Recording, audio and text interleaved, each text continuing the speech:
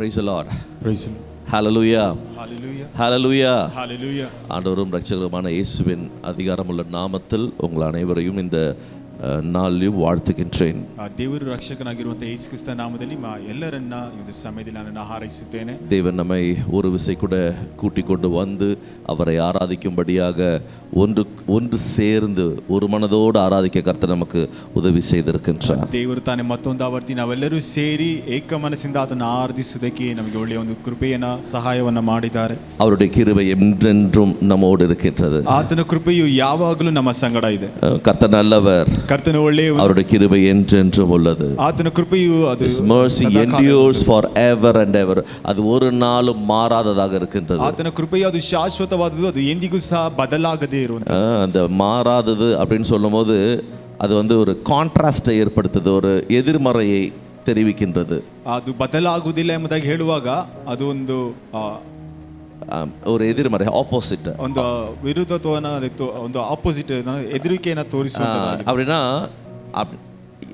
தேவனுடைய கிருபை என்றென்றும் மாறாதது. ஆனால் இந்த உலகத்தில் உள்ள காரியங்கள் எல்லாமே ஒரு நாள் மாறி போகும் என்பதை தான் அது தெரிவிக்கின்றது. ಅಂದರೆ ದೇವರ ಕೃಪೆ ಅದು ಎಂದಿಗೂ ಸಹ ಬದಲಾಗುವುದಿಲ್ಲ. ಆದರೆ ಲೋಕದಲ್ಲಿರುವಂತಹ ಎಲ್ಲಾ ಕಾರ್ಯಗಳು ಸಹ ಅದು ಒಂದಲ್ಲ ಒಂದು ದಿನ ಅದು ಬದಲಾಗುವಂತದ್ದಾಗಿದೆ. அதனால எப்பொழுதும் நம்மளுடைய நினைவில் வைத்துக் கொள்ள வேண்டும், அவருடைய கிருபை என்றென்றும் உள்ளது. ஹல்லேலூயா. ಯಾವಾಗ ನಮ್ಮ ನೆನಪಿನಲ್ಲಿ ಇಟ್ಟುಕೊಳ್ಳಬೇಕು ಆತನ ಕೃಪೆಯು ಅದು ಶಾಶ್ವತವಾಗಿದೆ. நம்ம தொடர்ந்து யூதா புத்தகத்தில் தியானித்துக் கொண்டிருக்கின்றோம். ನಾವು ಸತತವಾಗಿ ಯೂದನ ಪುಸ್ತಕದಿಂದ ನಾವು ಧ್ಯಾನಿಸುತ್ತಾ ಇದ್ದೇವೆ.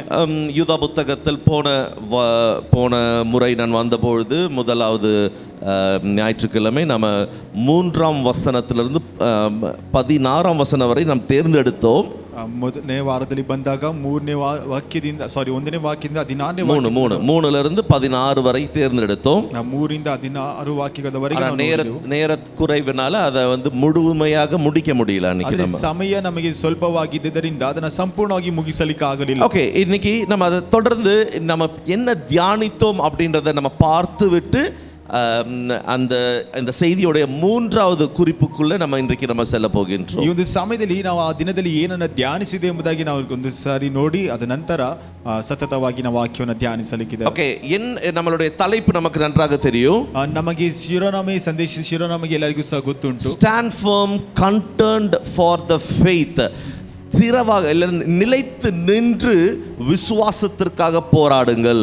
ನೀವು ನೆಲೆಯಾಗಿ ನಿಂತು ಅಥವಾ ದೃಢವಾಗಿ ನಿಂತು ನಿನ್ನ ಒಂದು ನಂಬಿಕೆ ಅಥವಾ ವಿಶ್ವಾಸಕ್ಕೋಸ್ಕರ ಹೋರಾಡು ಎಂಬುದಾಗಿ. அன்றைக்கு நம்ம அந்த வார்த்தையுடைய அர்த்தத்தை நாம் பார்த்தோம். ಆ ವಾಕ್ಯದ ಒಂದು ಅರ್ಥವನ್ನು ನಾವು ನೋಡಿದೆವು.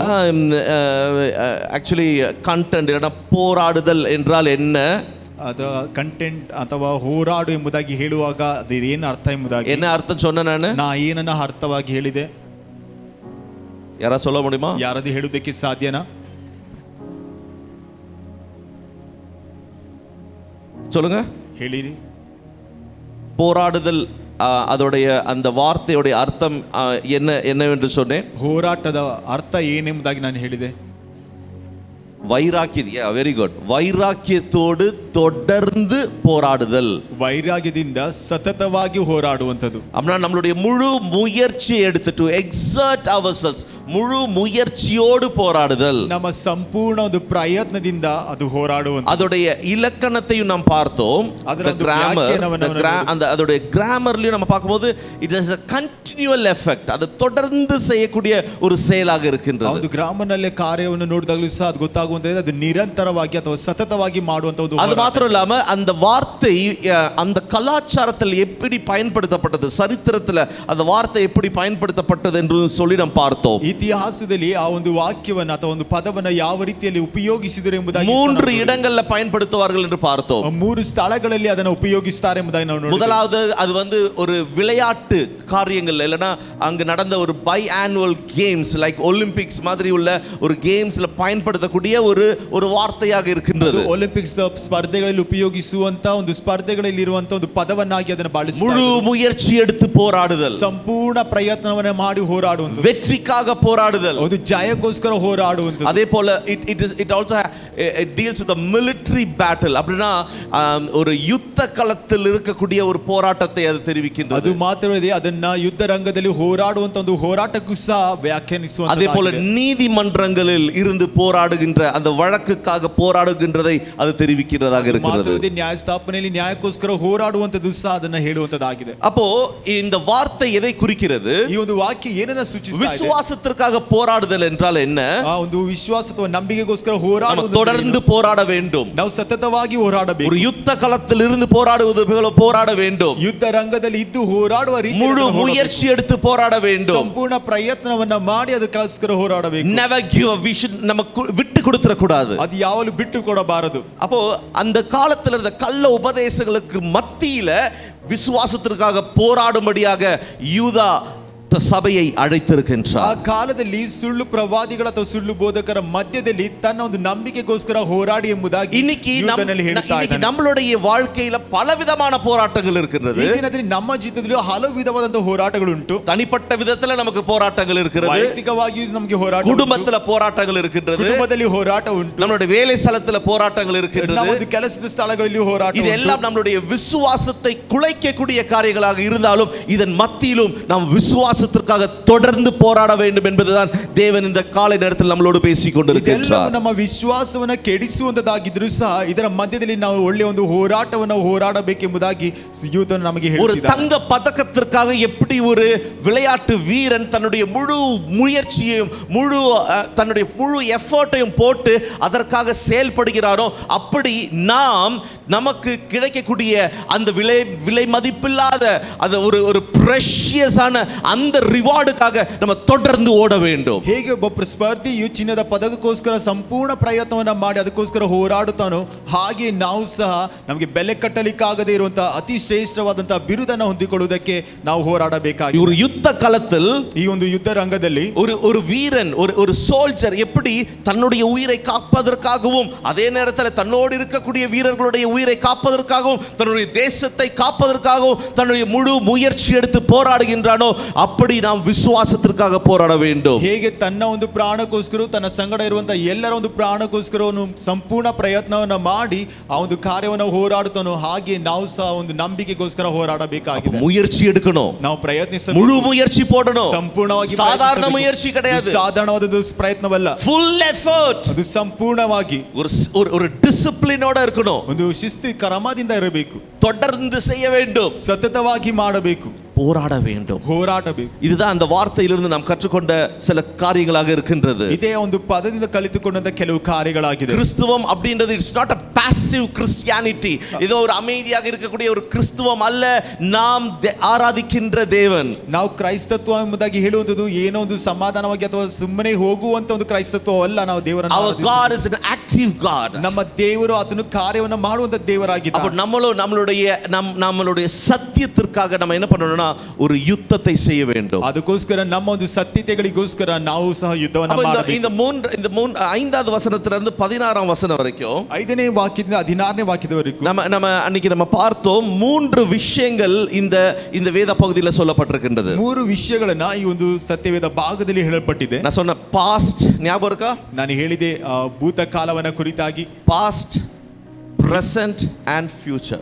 ಆತನು ಏನು ಮಾಡುವಂತಾನೆ, ಭೂತಕಾಲದನ್ನು, ವರ್ತಮಾನ ಕಾಲವನ್ನ, ಭವಿಷ್ಯತ್ ಕಾಲವನ್ನು ಸಹ ಹೇಳುವಂತ 3 விஷயங்களை அங்க யூதா பேசுகின்றார். ಯೂದನಲ್ಲಿ 3 ವಿಷಯಗಳನ್ನ ಮಾತನಾಡುತ್ತಿದ್ದಾನೆ. தேவனுடைய நியாய தீர்ப்பு அந்த கடந்த காலத்தில் எப்படி இருந்துச்சு? ದೇವರ ಒಂದು ನ್ಯಾಯ ತೀರ್ಪು ಆ ಒಂದು ಹಿಂದಿನ ಕಾಲದಲ್ಲಿ ಯಾವ ರೀತಿಯಲ್ಲಿ ಇತ್ತು? பிரசன்ட்ல இன்னைக்கு இருக்கக்கூடிய காலகட்டத்தில் கள்ள போதகர்களுடைய அவர்களுடைய குணாதிசயங்கள் என்ன, அவர்களுடைய தன்மைகள் என்ன என்று சொல்கிறார். ವರ್ತಮಾನ ಕಾಲ ಅಂದರೆ ಈ ಒಂದು ಕಾಲಮಾನಗಳಲ್ಲಿ ಒಂದು ಸುಳ್ಳು ಬೋಧಕರುಗಳ ಗುಣಾತಿಶಯಗಳು ಯಾವ ರೀತಿಯಲ್ಲಿ ಇದೆ ಎಂಬುದಾಗಿ ನಾವು ನೋಡೋಣ. அது மாத்திரம் இல்லாம எதிர்காலத்தில் வரக்கூடிய அந்த நியாய தீர்ப்பை குறித்தும் பேசுகின்றார். ಅದು ಮಾತ್ರವೇ ಬರುವಂತ ದಿನಗಳಲ್ಲಿ ಆತನು ತರಲಿಕ್ಕಿರುವಂತ ಒಂದು ನ್ಯಾಯ ತೀರ್ಪನ್ನು ಸಹ ಮಾತನಾಡುತ್ತಿದ್ದಾರೆ. நம்ம முதல்ல பார்த்த விஷயம் என்னவென்றால் ನಾವು ಮೊದಲನೇದಾಗಿ ನೋಡಿದ 5ஆம் வசனத்திலிருந்து 7ஆம் வசனம் வரைக்கும் 5ನೇ ವಾಕ್ಯದಿಂದ 7ನೇ ವಾಕ್ಯದವರೆಗೆ remember God's judgment in history. ಈ ದೇವರು ಇತಿಹಾಸದಲ್ಲಿ ಅಥವಾ ಹಿಂದಿನ ಕಾಲದಲ್ಲಿ ಮಾಡಿದಂತ ಒಂದು சரித்திரத்தில் தேவனுடைய நியாய தீர்ப்பை நினைவுபடுத்திக் கொள்ளுங்கள். ಚರಿತ್ರೆಯಲ್ಲಿ ದೇವರ ಒಂದು ನ್ಯಾಯ ತೀರ್ಪನ್ನು ನೀವು ನೆನಪಿಗೆ ತಂದುಕೊಳ್ಳಿರಿ. ஓகே, யூதா அந்த இடத்துல பழைய ஏற்பாட்டில் உள்ள முக்கியமான நியாய தீர்ப்புகள், தேவனுடைய அந்த நியாய தீர்ப்புகள் இல்லைன்னா அவருடைய கோபாக்கினை வெளிப்பட்ட இடங்களை அவர் காண்பிக்கின்றார். ಯೂದನು ಚರಿತ್ರೆಯಲ್ಲಿ ದೇವರ ಒಂದು ಕೋಪಾಗ್ನಿಯನ್ನು ಅಥವಾ ನ್ಯಾಯ ತೀರ್ಪನ್ನು ಕುರಿತಾಗಿ ಇಲ್ಲಿ ಹೇಳುತ್ತಾ ಇದ್ದಾರೆ. மூன்று உதாரணங்களை காண்பிக்கின்றார். 3 ಉದಾಹರಣೆಗಳನ್ನು ಅಲ್ಲಿ ತೋರಿಸುತ್ತಿದ್ದಾರೆ. யாரா சொல்ல முடியுமா 3 உதாரணங்கள் என்னெல்லாம்?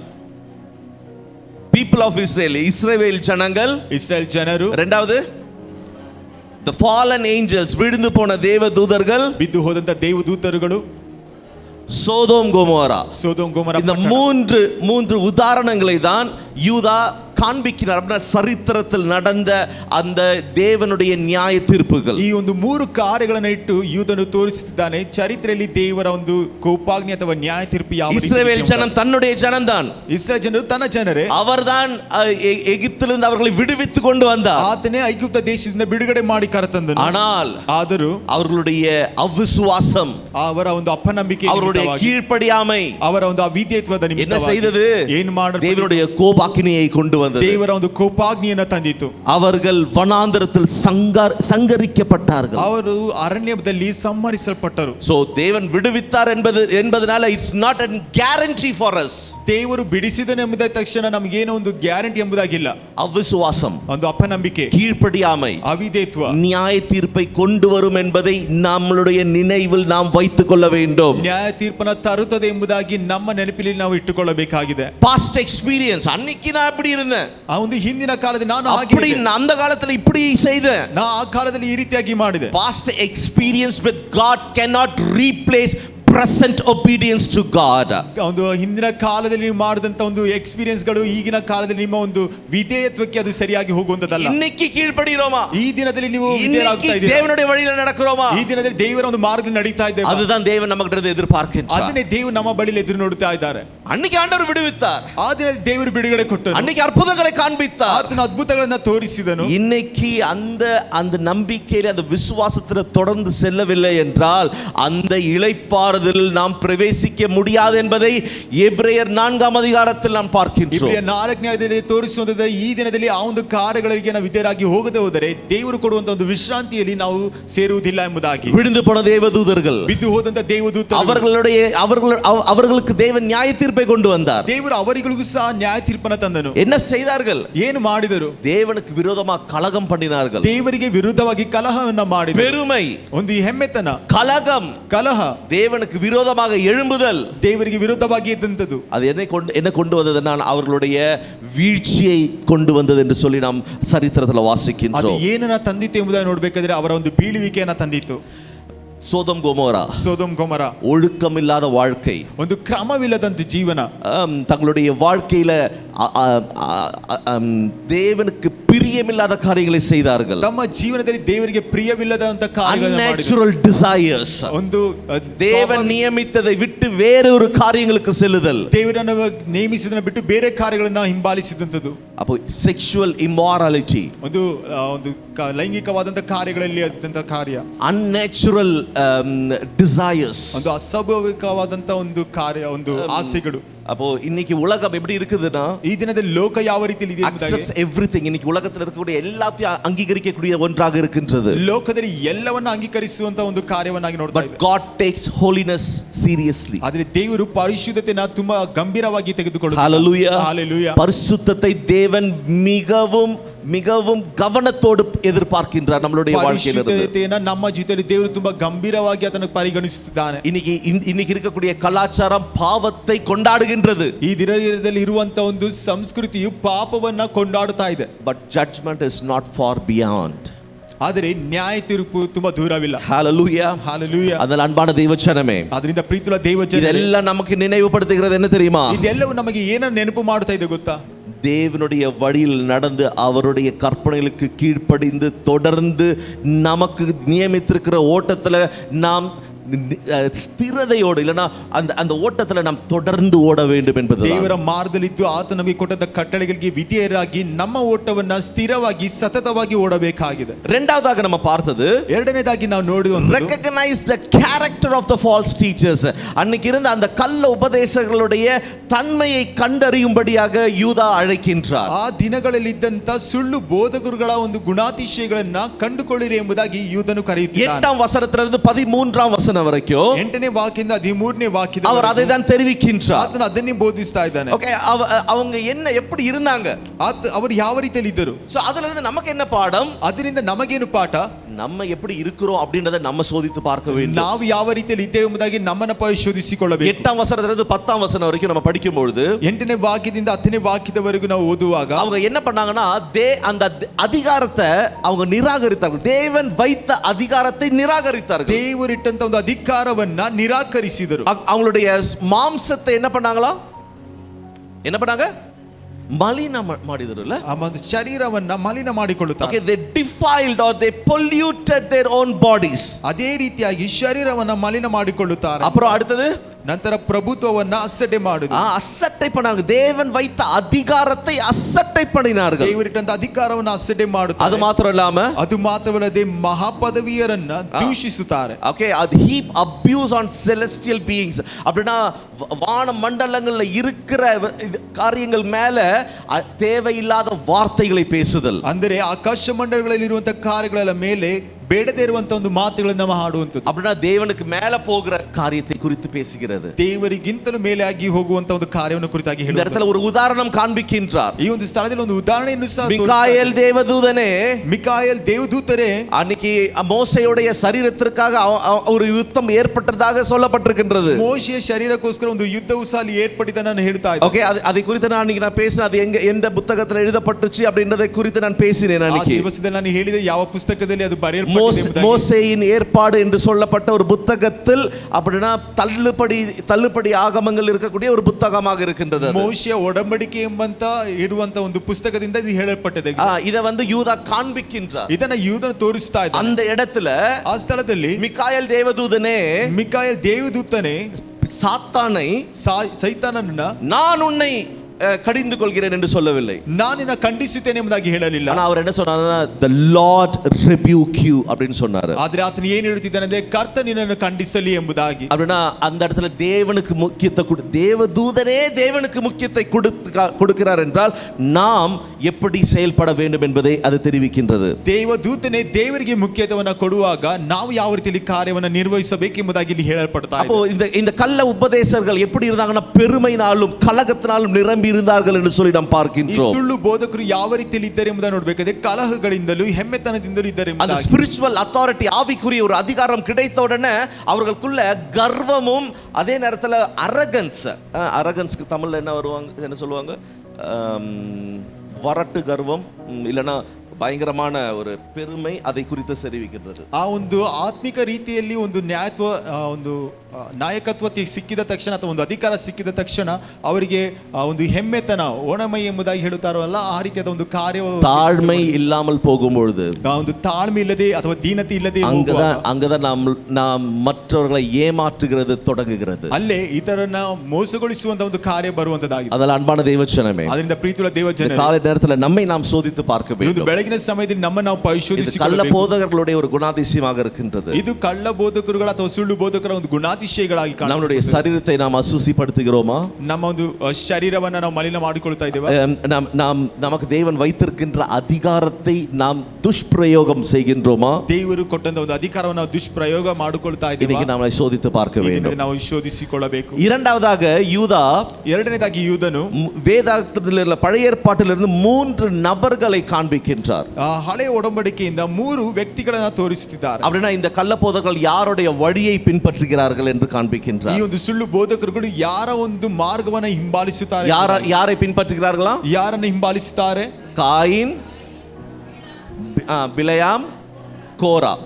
ಕಾಯಿನನು, ಬಿಳಾಮನು ಮತ್ತೆ ಕೋರ. ஓகே, காயினை குறித்து நம்ம படிக்கும் பொழுது ಕಾಯಿನನ್ನು ಕುರಿತಾಗಿ ಓದುವಾಗ அவன் பலி செலுத்தினான், ಆತನು ಬಲಿಯನ್ನ ಅರ್ಪಿಸಿದನು. ஆனா அந்த பலியை தேவன் அங்கீகரிக்கல. ಆದ್ರೆ ದೇವರು ಆ ಬಲಿಯನ್ನ ஏன் ಅಂಗೀಕರಿಸಲಿಲ್ಲ. அவனுடைய பலியை தேவன் அங்கீகரிக்கல? ಯಾಕೆ ಆತನ ಬಲಿಯನ್ನ ಅಂಗೀಕರಿಸಲಿಲ್ಲ? அங்கே தேவன் சொல்றாரு, ಅಲ್ಲಿಯೂ ಸಹ ದೇವರು ಹೇಳ್ತಿದ್ದಾರೆ, if you would have done what is right, will not you be accepted? ನೀನು ಸರಿಯಾದದನ್ನ ಮಾಡಿದಿದ್ದರೆ ನಿನ್ನ ಮಾಡಿದಂತನ್ನ ಅಂಗೀಕರಿಸಿದಕ್ಕೆ.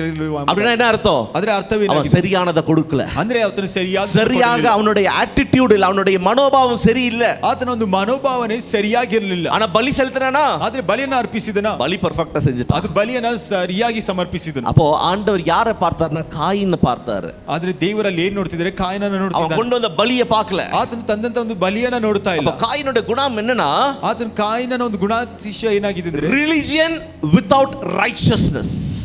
ಒಂದು ನ್ಯಾಯವಿಲ್ಲದೆ ಇರುವಂತಹ ಒಂದು ಧರ್ಮವಾಗಿ, நீதி இல்லாத மதம், ನೀತಿ ಅಥವಾ ನ್ಯಾಯ ಇಲ್ಲದೆ ಇರುವಂತಹ ಒಂದು ಧರ್ಮವಾಗಿ ತೋರಿಸ್ತಾ ಇದ್ದಾರೆ. அப்படின்னா நீதியை செய்ய மாட்டாங்க, ஆனா மத பிரகாரமா இருக்க காரியங்கள் எல்லாத்தையும் செய்வாங்க. ನೀತಿಯನ್ನ ಮಾಡುವುದಿಲ್ಲ, ಆದರೆ ಮத ಪ್ರಕಾರ ಅಥವಾ ಧರ್ಮ ಪ್ರಕಾರವಾಗಿರುವಂತಹ ಎಲ್ಲ ಕಾರ್ಯವನ್ನು ಸಹ ಮಾಡುತ್ತಾರೆ. கீழ்ப்படிதல் கிடையாது, ವಿಧೇಯತ್ವವಿಲ್ಲ, ஆனா ஆராதனை நடக்கும். ಆದ್ರೆ ಆರಾಧನೆ ನಡೀತದೆ.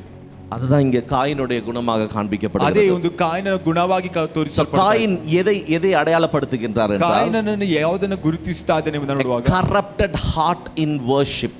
அப்படினா அவருடைய இருதயம் சரியில்லை, ஆனா ஆராதிக்கின்ற ஒரு நபராக இருக்கின்றார். ಆತನ ಒಂದು ಹೃದಯ ಸರಿಯಾಗಿರಲಿಲ್ಲ, ಆದರೆ ಆರಾಧಿಸುವಂತ ಒಂದು ವ್ಯಕ್ತಿಯಾಗಿ ಕಾಣಿಸಲ್ಪಡುತ್ತಿದ್ದಾನೆ. நமக்கு இது ஒரு எச்சரிப்பின் செய்தி. ಇದು ನಮಗೊಂದು ಎಚ್ಚರಿಕೆ, ಒಂದು ಸಂದೇಶ. நான் உண்மையா ஆராதிக்கிறேனா? ನಾವು ಯಥಾರ್ಥವಾಗಿ ಆರಾಧಿಸ್ತಾ When I ಇದ್ದೇವೆ. come to worship, am I with a true heart? நான் ஒரு உண்மையுள்ள இருதயத்தோட, சத்தியத்துள்ள இருதயத்தோட, நொறுக்கப்பட்ட இருதயத்தோட ஆண்டவருடைய பிரசன்னத்துக்கு நான் வருகிறேனா என்பதை நாம் சோதித்து பார்க்க ನಾನು வேண்டும். ಆರಾಧಿಸುವುದಕ್ಕೆ ಬರುವಾಗ ದೇವರ ಸನ್ನಿಧಾನದಲ್ಲಿ ನಾನು ಒಳ್ಳೆಯ ಹೃದಯದೊಟ್ಟಿಗೆ, ಜಜ್ಜಲ್ಪಟ್ಟಂತ ಹೃದಯದೊಟ್ಟಿಗೆ, ಸರಿಯಾದ ಹೃದಯದೊಟ್ಟಿಗೆ ನಾನು ಬಂದು ಆರಾಧಿಸುತ್ತಿದ್ದೇನೆ. இரண்டாவது நபர் பிலேயாம். ಎರಡನೇದಾಗಿ ಬಿಳಾಮನನು. என்னாகமம் 22 அதிகாரத்திலிருந்து 24 அதிகாரம் வரைக்கும் பிலேயாமை குறித்து எழுதப்பட்டிருக்கிறது. ಆ ಒಂದು ಅರಣ್ಯ ಕಾಂಡದಲ್ಲಿ ನೋಡಬೇಕಾದ್ರೆ ಬಿಳಾಮನನ್ನು ಕುರಿತಾಗಿ ಹೇಳಲ್ಪಟ್ಟಿದೆ. அவன் என்ன செய்தான்? ಆತನು ಏನು ಮಾಡಿದನು? ப்ராஃபிட். ಆತನು ಒಬ್ಬ ಪ್ರವಾದಿ. அவன் வந்து ஒரு தீர்க்கதரிசி. ಆತನೊಂದು ಪ್ರವಾದಿ. ஆனா அவன் எதற்காக தீர்க்கதரிசனம் உரைத்தானா? ಯಾವುದಕ್ಕೋಸ್ಕರ ಆತನು ಪ್ರವಾದಿಸ್ತಾ ಇದ್ದಾನೆ? லாபம். ಆತನು ಲಾಭಕ್ಕೋಸ್ಕರ, தனக்கு லாபத்திற்காக, ತನ್ನ ಒಂದು ಲಾಭಕ್ಕೋಸ್ಕರ. Okay, it was greed driven spirituality. தனக்கு அந்த பேராசையினால் வரக்கூடிய ஒரு ஆவிக்குரிய தன்மை. ಆತನು ನೋಡಬೇಕಾದ್ರೆ ತನ್ನಗೋಸ್ಕರ, ಸ್ವಾರ್ಥಕ್ಕೋಸ್ಕರ ಮಾಡುತ್ತಿರುವಂತ ಒಂದು ಆತ್ಮಿಕದ ಒಂದು ನೆಲೆ. தனக்கு சுய லாபத்திற்காக செய்தல், ತನ್ನಗೋಸ್ಕರ ಬರುವಂತ ಒಂದು ಲಾಭಕ್ಕೋಸ್ಕರ ಮಾಡುವಂತ ಕಾರ್ಯಗಳು. இன்னைக்கு எதற்காக ஊழியம் செய்கிறோம்? ಈ ದಿನದಲ್ಲಿ ಯಾವುದಕ್ಕೋಸ್ಕರ ಸೇವೆಯನ್ನ ಮಾಡುತ್ತಾ ಇದ್ದೇವೆ? லாபத்திற்காகவா? ಲಾಭಕ್ಕೋಸ್ಕರನಾ? நமக்கு ಕಾಸು ಸಂಪಾದಿக்கிறதுக்காகவா? ನಮಗೆ ಹಣ இல்ல ಸಂಪಾದನೆ பெயருக்காகவா? ಇಲ್ಲದಿದ್ರೆ ಹೆಸರಿಗೋಸ್ಕರ, புகழுக்காகவா? ಒಂದು ಹೆಸರುವಾಸಿಗಳಿಗೋಸ್ಕರವಾ? நாம் சோதித்து பார்க்க வேண்டும். ಇದನ್ನ ನಾವು ஆண்டவர் உங்களுக்கு வாய்ப்புகளை கொடுக்கும் பொழுது, ஊழியத்திற்கான வாய்ப்புகளை கொடுக்கும் பொழுது, ಈ ದಿನದಲ್ಲಿ ದೇವರು ಸೇವೆಗೆ ಎಂಬುದಾಗಿ ಒಂದು ಅವಕಾಶಗಳನ್ನು ಕೊಡುವಾಗ, what is the motive behind your ministry? ನಿಮ್ಮ ಸೇವೆಯ ಹಿಂದೆ ಇರುವಂತ ಒಂದು ಉದ್ದೇಶ ಏನಾಗಿದೆ? You have to check it out. ಅದನ್ನ ನೀವು ಸ್ವಲ್ಪ ಪರೀಕ್ಷಿಸಿಕೊಳ್ಳಬೇಕು. ಕ್ಲಿಯರ್ பண்ணணும். அதை தெளிவுபடுத்தணும். அதை ನಾವು ಸ್ಪಷ್ಟಪಡಿಸಿಕೊಳ್ಳಬೇಕು. தெளிவுபடுத்தணும். ನಿಮ್ಮಲ್ಲಿ ಸ್ಪಷ್ಟಪಡಿಸಿಕೊಳ್ಳಬೇಕು. எனக்கு ஒன்றும் வேண்டாண்டவரே, நீர் போதும் ஆண்டவரே அப்படின்ற அந்த மனோபாவம் நமக்குள்ள இருக்க வேண்டும். ನಮಗೆ ಏನು ಬೇಡ ದೇವರೇ, ನೀನು ಮಾತ್ರ ಸಾಕು ಎಂಬಂತ ಒಂದು ಮನೋಭಾವ ನಮ್ಮಲ್ಲಿ ಇರಬೇಕು. கள்ள உபதேசம் அப்படின்றது இட்ஸ் நாட் அபவுட் ஒரு ஒரு தவறான போதனை மாத்திரம் அல்ல. ಕಳ್ಳ ಉಪದೇಶ ಎಂಬುದಾಗಿ ಹೇಳುವಂತದ್ದು ಏನೊಂದು ತಪ್ಪಾದ ಒಂದು ಬೋಧನೆ ಮಾತ್ರವೇ ಅಲ್ಲ, அது தவறான இருதயம், ಅದು ತಪ್ಪಾದಂತ ಒಂದು ಹೃದಯ, தவறான எண்ணங்கள், ತಪ್ಪಾದಂತ ಒಂದು ಆಲೋಚನೆ, தவறான ஆவியினால் நடத்தப்படுதல். ತಪ್ಪಾದ ಒಂದು ಆತ್ಮನಿಂದ ನಡೆಸಲ್ಪಡುವಂತ. தவறான ஆவியினால் நடத்தப்படுதுன்னா அசுத்த ஆவியினால் நடத்தப்படுவது. ತಪ್ಪಾದ ಆತ್ಮನ ಎಂಬುದಾಗಿ ಹೇಳುವಾಗ ಒಂದು ಅಶುದ್ಧಾತ್ಮನಿಂದ ನಡೆಸಲ್ಪಡುವಂತದ್ದು. மூன்றாவதாக இந்த இடத்துல அவர்களை குறித்து பேசும்பொழுது, ಮೂರನೇದಾಗಿ ಅವರನ್ನು ಕುರಿತಾಗಿ ಮಾತನಾಡುವಾಗ, அவர்களுடைய குணங்களை 5 விதங்கள்ல சொல்லப்பட்டிருக்கிறது. ಅವರ ಗುಣಗಳನ್ನ 5 ವಿಧಗಳಲ್ಲಿ ಹೇಳಲ್ಪಟ್ಟಿದೆ. அவங்க ஆவிக்குரிய விதத்தில் மிகவும் பயங்கரமானவர்கள், அபாயகரமானவர்கள் என்று சொல்கிறார். ಅವರು ಆತ್ಮಿಕ ರೂಪದಲ್ಲಿ ಕಾರ್ಯಗಳಲ್ಲಿ ನೋಡಬೇಕಿದ್ರೆ ಭಯಂಕರವಾಗಿ ತುಂಬಾ ಅಪಾಯಕರವಾಗಿ. 12ாம் வசனத்திலிருந்து 12 13ாம் வசனமும் 12 ಮತ್ತು 13ನೇ ವಾಕ್ಯದಲ್ಲಿ 5 மெட்டஃபர்ஸ், 5 உருவகங்கள் சொல்லுகிறார். 5 ಕಾರ್ಯಗಳನ್ನು ಅಲ್ಲಿ ಇಟ್ಟು ಅಲ್ಲಿ ಹೇಳುತ್ತಾ ಇದ್ದಾರೆ. சொல்ல முடியுமா என்னெல்லாம் இருக்குதுன்னு பார்த்து சொல்ல முடியுமா? நம்ம ஆல்ரெடி பார்த்துட்டோம், இத குயிக்கா பார்த்துடலாமா? ಅದು ವೇಗವಾಗಿ ನಾವು ನೋಡೋಣವಾ? என்னெல்லாம் அவர்களை குறித்து சொல்றாரு? ಗುಪ್ತವಾದ ಬಂಡೆಗಳು. ಅನಿಗೆ ನಾ ಸೊನ್ನೆ என்னது ಗುಪ್ತವಾದ ಬಂಡೆಗಳ್னா என்னது? ಗುಪ್ತವಾದಂತ ಬಂಡೆಗಳು ಎಂಬುದಾಗಿ ಹೇಳುವಾಗ ಏನಾಗಿದೆ? மறைந்து கடலுக்கு அடியில மறைந்து இருக்கக்கூடிய சில கற்பாறைகள். ಸಮುದ್ರದ ಆಳದಲ್ಲಿ ಮರೆಯಾಗಿರುವಂತ ಕೆಲವು ಬಂಡೆಗಳು. தெரியாது, வெளியில தெரியாது, ಅದು ಹೊರಗಡೆ ಕಾಣಿಸುವುದಿಲ್ಲ. ஆனா என்ன நடக்கும்? ಆದ್ರೆ ಏನ್ ನಡೀತಿದೆ? ஷிப் ஏதாவது போச்சுனா, ಒಂದು ಹಡಗು ಏನಾದ್ರೂ ಪ್ರಯಾಣಿಸುವಾಗ ಅದ போய் அது உடைஞ்சி நொறுங்கி அழிந்து போகும். ಅದು ಹೋಗಿ ಒಡೆದು ಅದು ನಾಶ. அப்போ இவங்க எப்படிப்பட்டவங்க? they are hidden reefs. ಅವರು ಯಾವ ರೀತಿಯಲ್ಲಿ ಇದ್ದಾರೆ? ಗುಪ್ತವಾಗಿರುವಂತ ಒಂದು ಬಂಡೆಗಳು ನಿಂತಿರುತ್ತಾರೆ. வெளியில பார்த்தா தெரியாது, ಹೊರಗಡೆ ನೋಡಿದ್ರೆ ಗೊತ್ತಾಗುವುದಿಲ್ಲ. ஆனா ಅನೇகரை அழிக்கக்கூடியவர்களாக இருக்கிறார்கள். ಆದರೆ ಅನೇಕರನ್ನ ನಾಶಪಡಿಸುವಂತವರಾಗಿ ಕಾಣಿಸುತ್ತಾರೆ. இரண்டாவது இவர்களை குறித்து சொல்கிற இன்னொரு ஒரு உருவகம் என்னன்னா, ಎರಡನೇದಾಗಿ ಇನ್ನೊಂದು ಉದಾಹರಣೆಯಾಗಿ ಅವರನ್ನ ಹೋಲಿಕೆ ಮಾಡಿ ಹೇಳ್ತಿದ್ದಾರೆ ಅಂದ್ರೆ, நீரில்லாத மேகங்கள், அப்படின்னா தண்ணி கிடையாது. Okay, clouds without rain. ಆದರೆ ನೀರಿಲ್ಲದಂತ ಒಂದು ಮೇಘಗಳಾಗಿ ಅಥವಾ ಮೋಡಗಳಾಗಿ ಕಾಣಿಸುತ್ತಾರೆ. அன்னைக்கே சொன்னேன் ನಾನು, கருப்பு மேகத்தை பார்த்தோன்னா நமக்கு எல்லாருக்கும் சந்தோஷமா இருக்கும், அப்போ மழை வந்துரும் அப்படின்ட்டு. ನಾವು ಕಪ್ಪಾದಂತದ್ದು ಮೋಡಗಳನ್ನ ನೋಡುವಾಗ ನಮಗೆ ಗೊತ್ತಾಗುವಂತದ್ದಾಗಿದೆ. மேகங்கள் ஆக்சுவலி தே ப்ராமிஸ், அப்படின்னா ஒரு ப்ராமிசிங்கா இருக்கும், கண்டிப்பா வந்துரும் அப்படின்னு நமக்கு தோணும். ஆனா அதுல இருந்து ஒன்றுமே கிடைக்காத ஒரு விஷயமாக இருக்கும். ನಾವು ನೋಡಿದ ತಕ್ಷಣ ನೆನೆಸುತ್ತೇವೆ ಏನಾದರೂ ಒಂದು ಮಳೆ ಬರುತ್ತದೆ ಎಂಬುದಾಗಿ, ಆದರೆ ಅದರಿಂದ ಏನು ಸಹ ಬರುವುದಿಲ್ಲ. மூன்றாவதாக இவர்களை குறித்து சொல்லும்போது, இவங்க கனி இல்லாத மரங்களை போல இருப்பார்கள் என்று சொல்லப்படுகிறது. ಮೂರನೇದಾಗಿ ಇವರನ್ನ ಕುರಿತಾಗಿ ಹೋಲಿಕೆ ಮಾಡ್ತಿದ್ದಾರೆ, ಫಲಗಳಿಲ್ಲದಂತ ಮರಗಳಾಗಿ ಕಾಣಿಸಲ್ಪಡುತ್ತಾರೆ. நான்காவது, இவர்கள் ஆக்ரோஷமான அலைகள், வைல்ட் வேவ்ஸ். ನಾಲ್ಕನೇದಾಗಿ ಇವರನ್ನ ಹೇಳುತ್ತಿದ್ದಾರೆ ಹುಚ್ಚು ತೆರೆಗಳು ಎಂಬುದಾಗಿ. அதே போல கடைசியாக அவர்களை குறித்து சொல்லுகிறது அலைகின்ற ನಕ್ಷತ್ರಗಳು, ವಾಂಡರಿಂಗ್ ಸ್ಟಾರ್ಸ್. ಅದೇ ಪ್ರಕಾರ ಐದನೇದಾಗಿ ಹೇಳುತ್ತಿದ್ದಾರೆ ಅಲೆಯುವಂತಹ ಒಂದು ನಕ್ಷತ್ರಗಳು, மற்றவர்களை தவறான பாதையில் நடத்தக்கூடியவர்களாக இருக்கிறார்கள், ತಪ್ಪಾದಂತ ಒಂದು ದಾರಿಯಲ್ಲಿ ನಡೆಸುವಂತದ್ದು. ಓಕೆ, ಇவங்க வந்து வெளியில நல்லா இருப்பாங்க, ಹೊರಗಡೆ ತುಂಬಾ ಚೆನ್ನಾಗಿರುತ್ತದೆ, வெளியில பார்த்தா நல்லா இருப்பாங்க, ಹೊರಗಡೆ ನೋಡಿದ್ರೆ they look so impressive outside. ಅವರು ನೋಡಿದ ತಕ್ಷಣ ತುಂಬಾ ಮೆಚ್ಚುವ ರೀತಿಯಲ್ಲಿ ಇರುವಂತದ್ದಾಗಿದೆ. ஆனா ஆவிக்குரிய வாழ்க்கையில ஜீவன் இல்ல. ಆದರೆ ಆತ್ಮಿಕತೆಯಲ್ಲಿ ಒಂದು ಜೀವವಿಲ್ಲ. they are empty inside, ಉள்ள ಗಾಳಿயா இருப்பாங்க, ಒಳಗಡೆ ಖಾಲಿಯಾಗಿರುವಂತದ್ದಾಗಿದೆ. இன்னைக்கு நம்ம எப்படி இருக்கிறோம்? ಈ ದಿನದಲ್ಲಿ ನಾವು ಯಾವ ರೀತಿಯಲ್ಲಿ ಇದ್ದೇವೆ? வெளியில இம்ப்ரெசிவா இருக்கிறோமா? ಹೊರಗಡೆ ತುಂಬಾ ಮೆಚ್ಚುವ ರೀತಿಯಲ್ಲಿ ಇದ್ದೇವಾ? மற்றவங்க பார்க்கும்போது நம்ம அவங்களுக்கு முன்னாடி ரொம்ப ஆவிக்குரியவர்களை போல காண்பிக்கிறோமா? ಇತರರು ನಮ್ಮನ್ನ ನೋಡಿದ ತಕ್ಷಣ ತುಂಬಾ ಅವರ ಮುಂದುಗಡೆ ಒಂದು ಆತ್ಮಿಕ ರೀತಿಯಲ್ಲಿ ನಾವು ತೋರಿಸಿಕೊಳ್ಳುತ್ತಾ ಇದ್ದೇವಾ? காண்பித்து விட்டு உள்ளுக்குள்ள ஒன்றும் இல்லை என்றால் நாமும் இந்த கள்ள போதகர்களை போல இருக்கிறோம் என்பதுதான் இந்த வசனம் நமக்கு தெரிவிக்கின்றது. ನಾವು ಆ ರೀತಿಯಾಗಿ ತೋರಿಸಿಕೊಂಡು ಒಳಗಡೆ ಏನು ಇಲ್ಲದವರಾಗಿರುವುದಾದರೆ ನಾವು ಸಹ ಈ ಒಂದು ಸುಳ್ಳು ಬೋಧಕರುಗಳಾಗಿ ಇರುತ್ತೇವೆ ಎಂಬುದಾಗಿ ಹೇಳುವಂತದ್ದಾಗಿ. அன்பான தேவஜனமே, ಪ್ರೀತಿಯುಳ್ಳ ದೇವಜನರೇ, இன்னைக்கு நம்மளுடைய உள்ளான மனிதனை நாம் சோதித்து பார்க்க ಈ வேண்டும். ದಿನದಲ್ಲಿ ನಮ್ಮ ಒಂದು ಒಳಗಿನ ಮನುಷ್ಯನ ನಾವು ಶೋಧಿಸಿ ನೋಡಿ, Are we genuine inside our heart? ನಮ್ಮ ಒಂದು ಹೃದಯದಲ್ಲಿ ನಾವು நம்முடைய இருதயத்தில் நாம் உண்மையுள்ளவர்களாக, அந்த யதார்த்தம் உள்ளவர் ஜென்யூனா இருக்கிறோமா என்பதை நாம் சோதித்து பார்க்க வேண்டும். ನಮ್ಮ ಹೃದಯದಲ್ಲಿ ನಾವು ಒಳ್ಳೆಯವರಾಗಿ ಜೆನ್ಯೂನ್ ಆಗಿ ಅಂದ್ರೆ ಯಥಾರ್ಥ ಉಳ್ಳವರಾಗಿ ಕಾಣಿಸಲ್ಪಡ್ತಿದ್ದೇವಾ? கடைசியாக இன்னைக்கு அந்த மூன்றாவது குறிப்பை நாம் பார்க்க போறோம். 16வது வசனத்திலிருந்து 16, 14 to 16. 14ನಿಂದ 16ನೇ ವಾಕ್ಯದವರೆಗೂ ನಾವು ನೋಡಲಿಕ್ಕಿದ್ದೇವೆ. ஒரு காரியம் நன்றாக நாம் புரிந்து கொள்ள வேண்டும். ಒಂದು ಕಾರ್ಯವನ್ನು ಚೆನ್ನಾಗಿ ನಾವು ಅರ್ಥ ಮಾಡಿಕೊಳ್ಳಬೇಕು. நியாய தீர்ப்பு என்பது உறுதியானது என்பதை நாம் புரிந்து கொள்ள வேண்டும். ನ್ಯಾಯ ತೀರ್ಪು ಎನ್ನುವಂಥದ್ದು ಅದು ದೃಢವಾದದ್ದು ಎಂಬುದನ್ನು ಅರ್ಥ ಅದನ್ನ ಯೂದ இந்த இடத்துல சொல்லுகின்றார். ಅದನ್ನೇ ಯೂದನು ಈ ಒಂದು ಸ್ಥಳದಲ್ಲಿ ಹೇಳುತ್ತಾ ಇದ್ದಾನೆ. we have to realize that there is a certain judgment. ನಮಗೆ ಚೆನ್ನಾಗಿ ಅರ್ಥ ಮಾಡಿಕೊಳ್ಳಬೇಕು, ನಮಗೆ ಸರಿಯಾದಂತ ಒಂದು ದೃಢವಾದಂತ ಒಂದು ನ್ಯಾಯ ತೀರ್ಪು ಇದೆ ಎಂಬುದಾಗಿ. ஹalleluya, ஹalleluya. நியாய தீர்ப்பு உண்டு, ನ್ಯಾಯ ತೀರ್ಪು ಉಂಟು. தேவனுக்கு விரோதமாக நடக்கும்போது நியாய தீர்ப்பு உண்டு என்பதை நாம் புரிந்து கொள்ள வேண்டும். ದೇವರಿಗೆ ವಿರೋಧವಾಗಿ ನಡೆದುಕೊಳ್ಳುವಾಗ ನ್ಯಾಯ ತೀರ್ಪು ಉಂಟು ಎಂಬುದಾಗಿ ನಾವು ಅರ್ಥ ಮಾಡಿಕೊಳ್ಳಬೇಕು. இதை விளக்குவதற்காக யூதா 14வது வசனத்துல ஆரம்பிக்கும் பொழுதே அவர் ஏனோக்கை உதாரணமாக கொண்டு வருகின்றார். ಇದನ್ನು ವ್ಯಾಖ್ಯಾನಿಸುವಾಗ ಯೂದನು ಪ್ರಾರಂಭಿಸುವಾಗಲೇ ಹನೋಕನನ್ನು ಕುರಿತಾಗಿ ಹೇಳುತ್ತಿದ್ದಾರೆ. ஏனோக்கை குறித்து சொல்லும் பொழுது என்ன சொல்றாரு? ಹನೋಕನನ್ನು ಕುರಿತಾಗಿ ಹೇಳುವಾಗ ಏನು ಹೇಳುತ್ತಿದ್ದಾರೆ? ஆதாமுக்கு 7ஆம் தலைமுறையான ஏனோக்கும் இவர்களை குறித்து அப்படின்னு சொல்றாரு. ಇಂಥವರ ವಿಷಯದಲ್ಲಿ ಆದಾಮನಿಗೆ 7ನೆಯ ತಲೆಯವನಾದಂತ ಹನೋಕನು ಎಂಬುದಾಗಿ ಹೇಳುತ್ತಿದ್ದಾರೆ. ஆனா நம்மளுடைய வேதாகமத்தில் இந்த குறிப்புகள் நம்மளுடைய பைபிள்ல கிடையாது. ಆದರೆ ನಮ್ಮದು ಸತ್ಯವೇದದಲ್ಲಿ ಈ ಒಂದು ಕಾರ್ಯಗಳು ಮುದ್ರಿಸಲ್ಪಟ್ಟಿಲ್ಲ. ஏனோக்கை குறித்து எங்க எழுதப்பட்டிருக்கிறது? ಹನೋಕನ ಕುರಿತಾಗಿ ಎಲ್ಲಿ ಹೇಳಲ್ಪಟ್ಟಿದೆ? இதுக்கு முன்னாடி எங்கெல்லாம் எழுதப்பட்டிருக்குது? Bible quiz. ஆதியாகமம் ஓகே, வெரி குட். ஆதியாகமம் 5ஆம் அதிகாரம் 21 லிருந்து 24 வரைக்கும் நீங்க வாசிக்கும் பொழுது ஏனோக்கை குறித்து அங்க எழுதப்பட்டிருக்கிறது. ಆದಿಕಾಂಡ 5ನೇ ಅಧ್ಯಾಯ 21ರಿಂದ ನೀವು ವಾಕ್ಯಗಳನ್ನು ನೋಡುವಾಗ ಅಲ್ಲಿ ಹನೋಕನ ಕುರಿತಾಗಿ ಹೇಳಲ್ಪಟ್ಟಿದೆ. ஓகே, அப்போ அந்த இடத்துல அவரை குறித்து என்ன எழுதப்பட்டிருக்கிறது ಆ ಒಂದು என்றால் ಸ್ಥಳದಲ್ಲಿ ಆತನ ಕುರಿತಾಗಿ ಏನು ಬರೆಯಲ್ಪಟ್ಟಿದೆ ಅಂದ್ರೆ ரெண்டு முக்கியமான கேரக்டர்ஸ் குறித்து நம்ம அங்க பார்க்கிறோம். ಅಲ್ಲಿ ಎರಡು ಮುಖ್ಯವಾದಂತ ಒಂದು ಗುಣಾತಿಶಯಗಳ ಕುರಿತಾಗಿ ನಾವು ನೋಡುತ್ತೇವೆ. அவர் கர்த்தரோடு நடந்தார். He walked with God. தேவனோடு நடந்தார் என்று சொல்லி நம்ம பார்க்கிறோம். ಆತನು ದೇವರೊಟ್ಟಿಗೆ ಸಂಚರಿಸಿದನು ಎಂಬುದಾಗಿ ಹೇಳಲ್ಪಡುತ್ತದೆ. அவர் ಮರಿಕல, ಆತನು ಮರಣ ಹೊಂದಲಿಲ್ಲ, தேவன் அவரை எடுத்துக்கொண்டார் என்று சொல்லி நம்ம பார்க்கிறோம். ದೇವರೇ ಆತನನ್ನು ತೆಗೆದುಕೊಂಡನು ಎಂಬುದಾಗಿ ವಾಕ್ಯ ಹೇಳುತ್ತದೆ. அப்போ அவரை குறித்து படிக்கும் பொழுது ಆತನ ಕುರಿತಾಗಿ ಓದುವಾಗ he was a man who was intimate with God. தேவனோடு ஒன்றோடு ஒன்றாக இருந்த ஒரு மனிதனாக அவரை காண்பிக்கின்றார். ಆತನು ದೇವರೊಟ್ಟಿಗೆ ತುಂಬಾ ಒಂದು ನಿಕಟವಾದಂತ ಒಂದು ಸಂಬಂಧದಲ್ಲಿ ಇದ್ದಂತ ಒಂದು ವ್ಯಕ್ತಿಯಾಗಿ ಕಾಣಿಸುತ್ತಾನೆ. ஆனா இந்த இடத்தில் சொல்லுவது ಆದ್ರೆ ಈ ಒಂದು ಸ್ಥಳದಲ್ಲಿ ಹೇಳುವಂತದ್ದು அந்த காரியத்தை சொல்லவில்லை.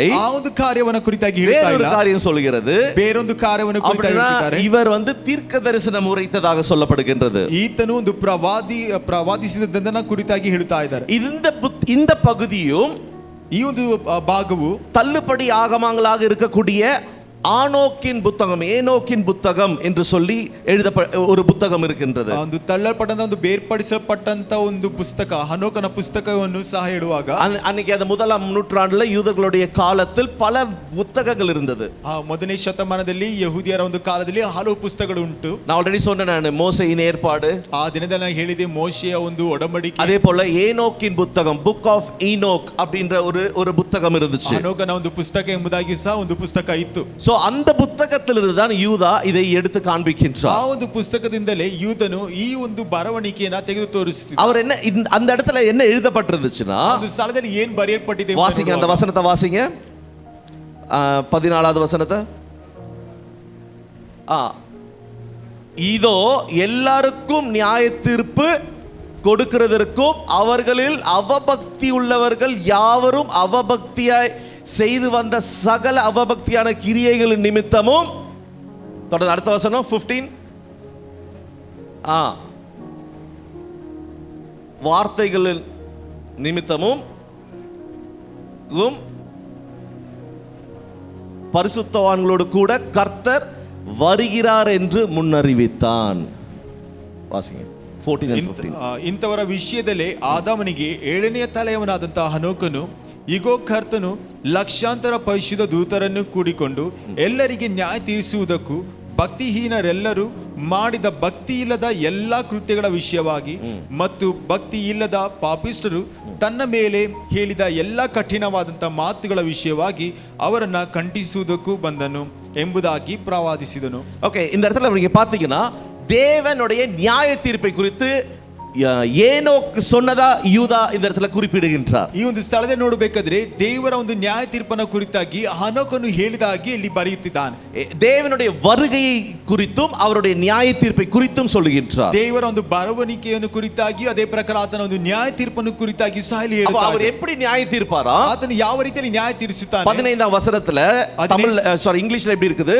To judge everyone, ಎಲ್ಲರನ್ನ ನ್ಯಾಯ ತೀರಿಸುವುದಕ್ಕೆ, and to convict all the ungodly, ಎಲ್ಲ ಒಂದು அவபக்தியாக இருக்கக்கூடிய அனைவரையும் நியாயம் தீர்க்கும்படியாக, ಭಕ್ತಿ ಇಲ್ಲದ ಎಲ್ಲರನ್ನು ಸಹ ನ್ಯಾಯ ತೀರಿಸುವುದಕ್ಕೆ. ஓகே, அந்த அவபக்தி என்னெல்லாம் காரியங்கள்லாம், ಆ ಒಂದು ಅವಭಕ್ತಿ ಅಥವಾ ಭಕ್ತಿಹೀನರ ಕಾರ್ಯಗಳೇನಾಗಿದೆ? 3 விஷயங்கள் இந்த இடத்துல சொல்லுகின்றார். 3 ಕಾರ್ಯಗಳನ್ನು ಒಂದು ಸ್ಥಳದಲ್ಲಿ ಹೇಳಿದ್ದಾನೆ. ஆக்ஷன்ஸ், ಒಂದು ಕಾರ್ಯ, ஓகே, ungodly acts, ಎಲ್ಲ ಕೃತ್ಯಗಳು.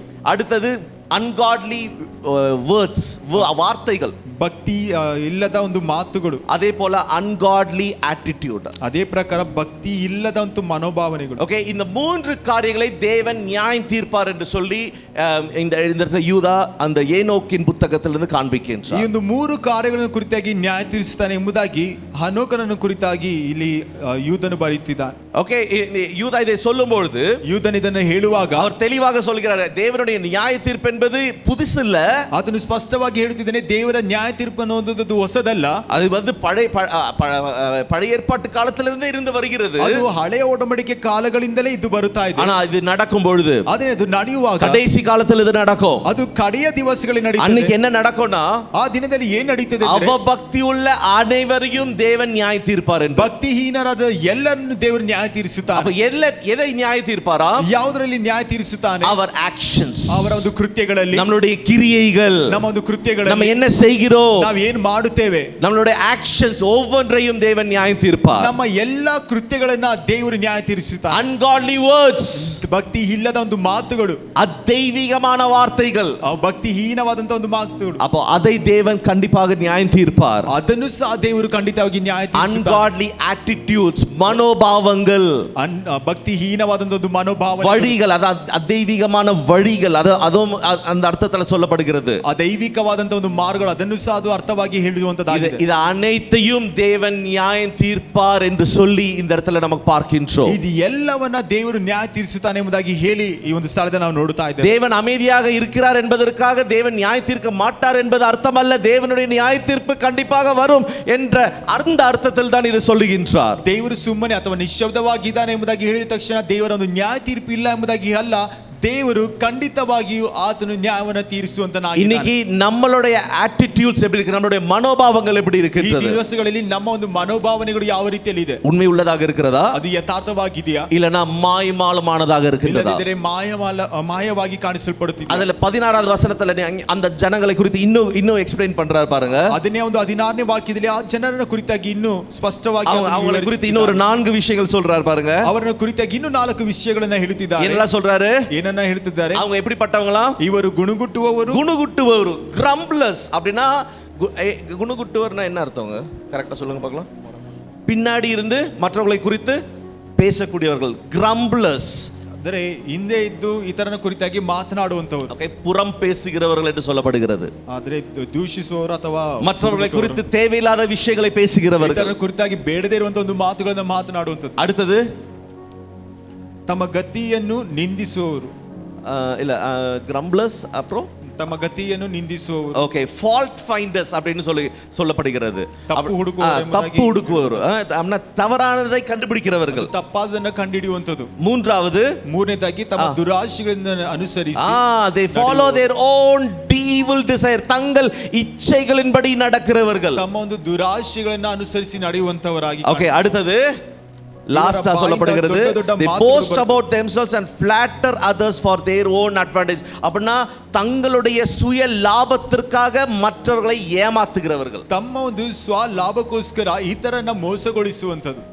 இந்த காரியங்கள் எல்லாவற்றையும் தேவன் நியாய தீர்ப்பார் என்றுதான் இந்த இடத்துல சொல்லப்படுகிறது. ಈ ಕಾರ್ಯ ಎಲ್ಲವನ್ನ ಇತರ ದೇವರು ನ್ಯಾಯ ತೀರಿಸುತ್ತಾನೆ ಎಂಬುದಾಗಿ ಒಂದು ಸ್ಥಳದಲ್ಲಿ ಹೇಳುತ್ತಾ ಇದೆ. புறம் பேசுகிறவர்கள், ಗುಣಗುಟ್ಟುವವರು, பின்னாடி ಹಿಂದುಗಡೆ மற்றவர்களை குறித்து தேவையில்லாத விஷயங்களை பேசி அவர்களை கீழாக்குகின்ற காரியங்கள், ಇತರರನ್ನ ಕುರಿತಾಗಿ ಬೇಡದಿರುವಂತ ಮಾತುಗಳನ್ನ ಆಡಿ ಅವರನ್ನ ಕೆಳಗಿಳಿಸುವಂತ ಕಾರ್ಯಗಳು.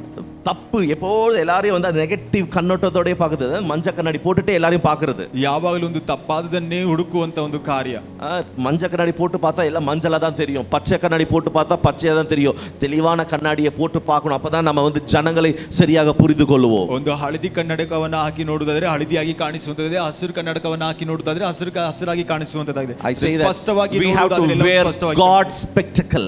ನಾ ಯಾವಾಗಲೂ ಹೇಳುವಂತದ್ದು, ಯಾವಾಗಲೂ ದೇವರ ಒಂದು ದೃಷ್ಟಿಕೋನದಿಂದ ನೋಡಬೇಕು. தேவனுடைய கண்ணாடியை போடணுங்க, ದೇವರ ಒಂದು ಕನ್ನಡಕವನ್ನ ಹಾಕಬೇಕು. தெய்வீக கண்ணோட்டத்தோட ஜனங்களை பார்க்கணும், ದೈವಿಕವಾದ ಒಂದು ಕಣ್ಣೋಟದಿಂದ ನಾವು ನೋಡಬೇಕು.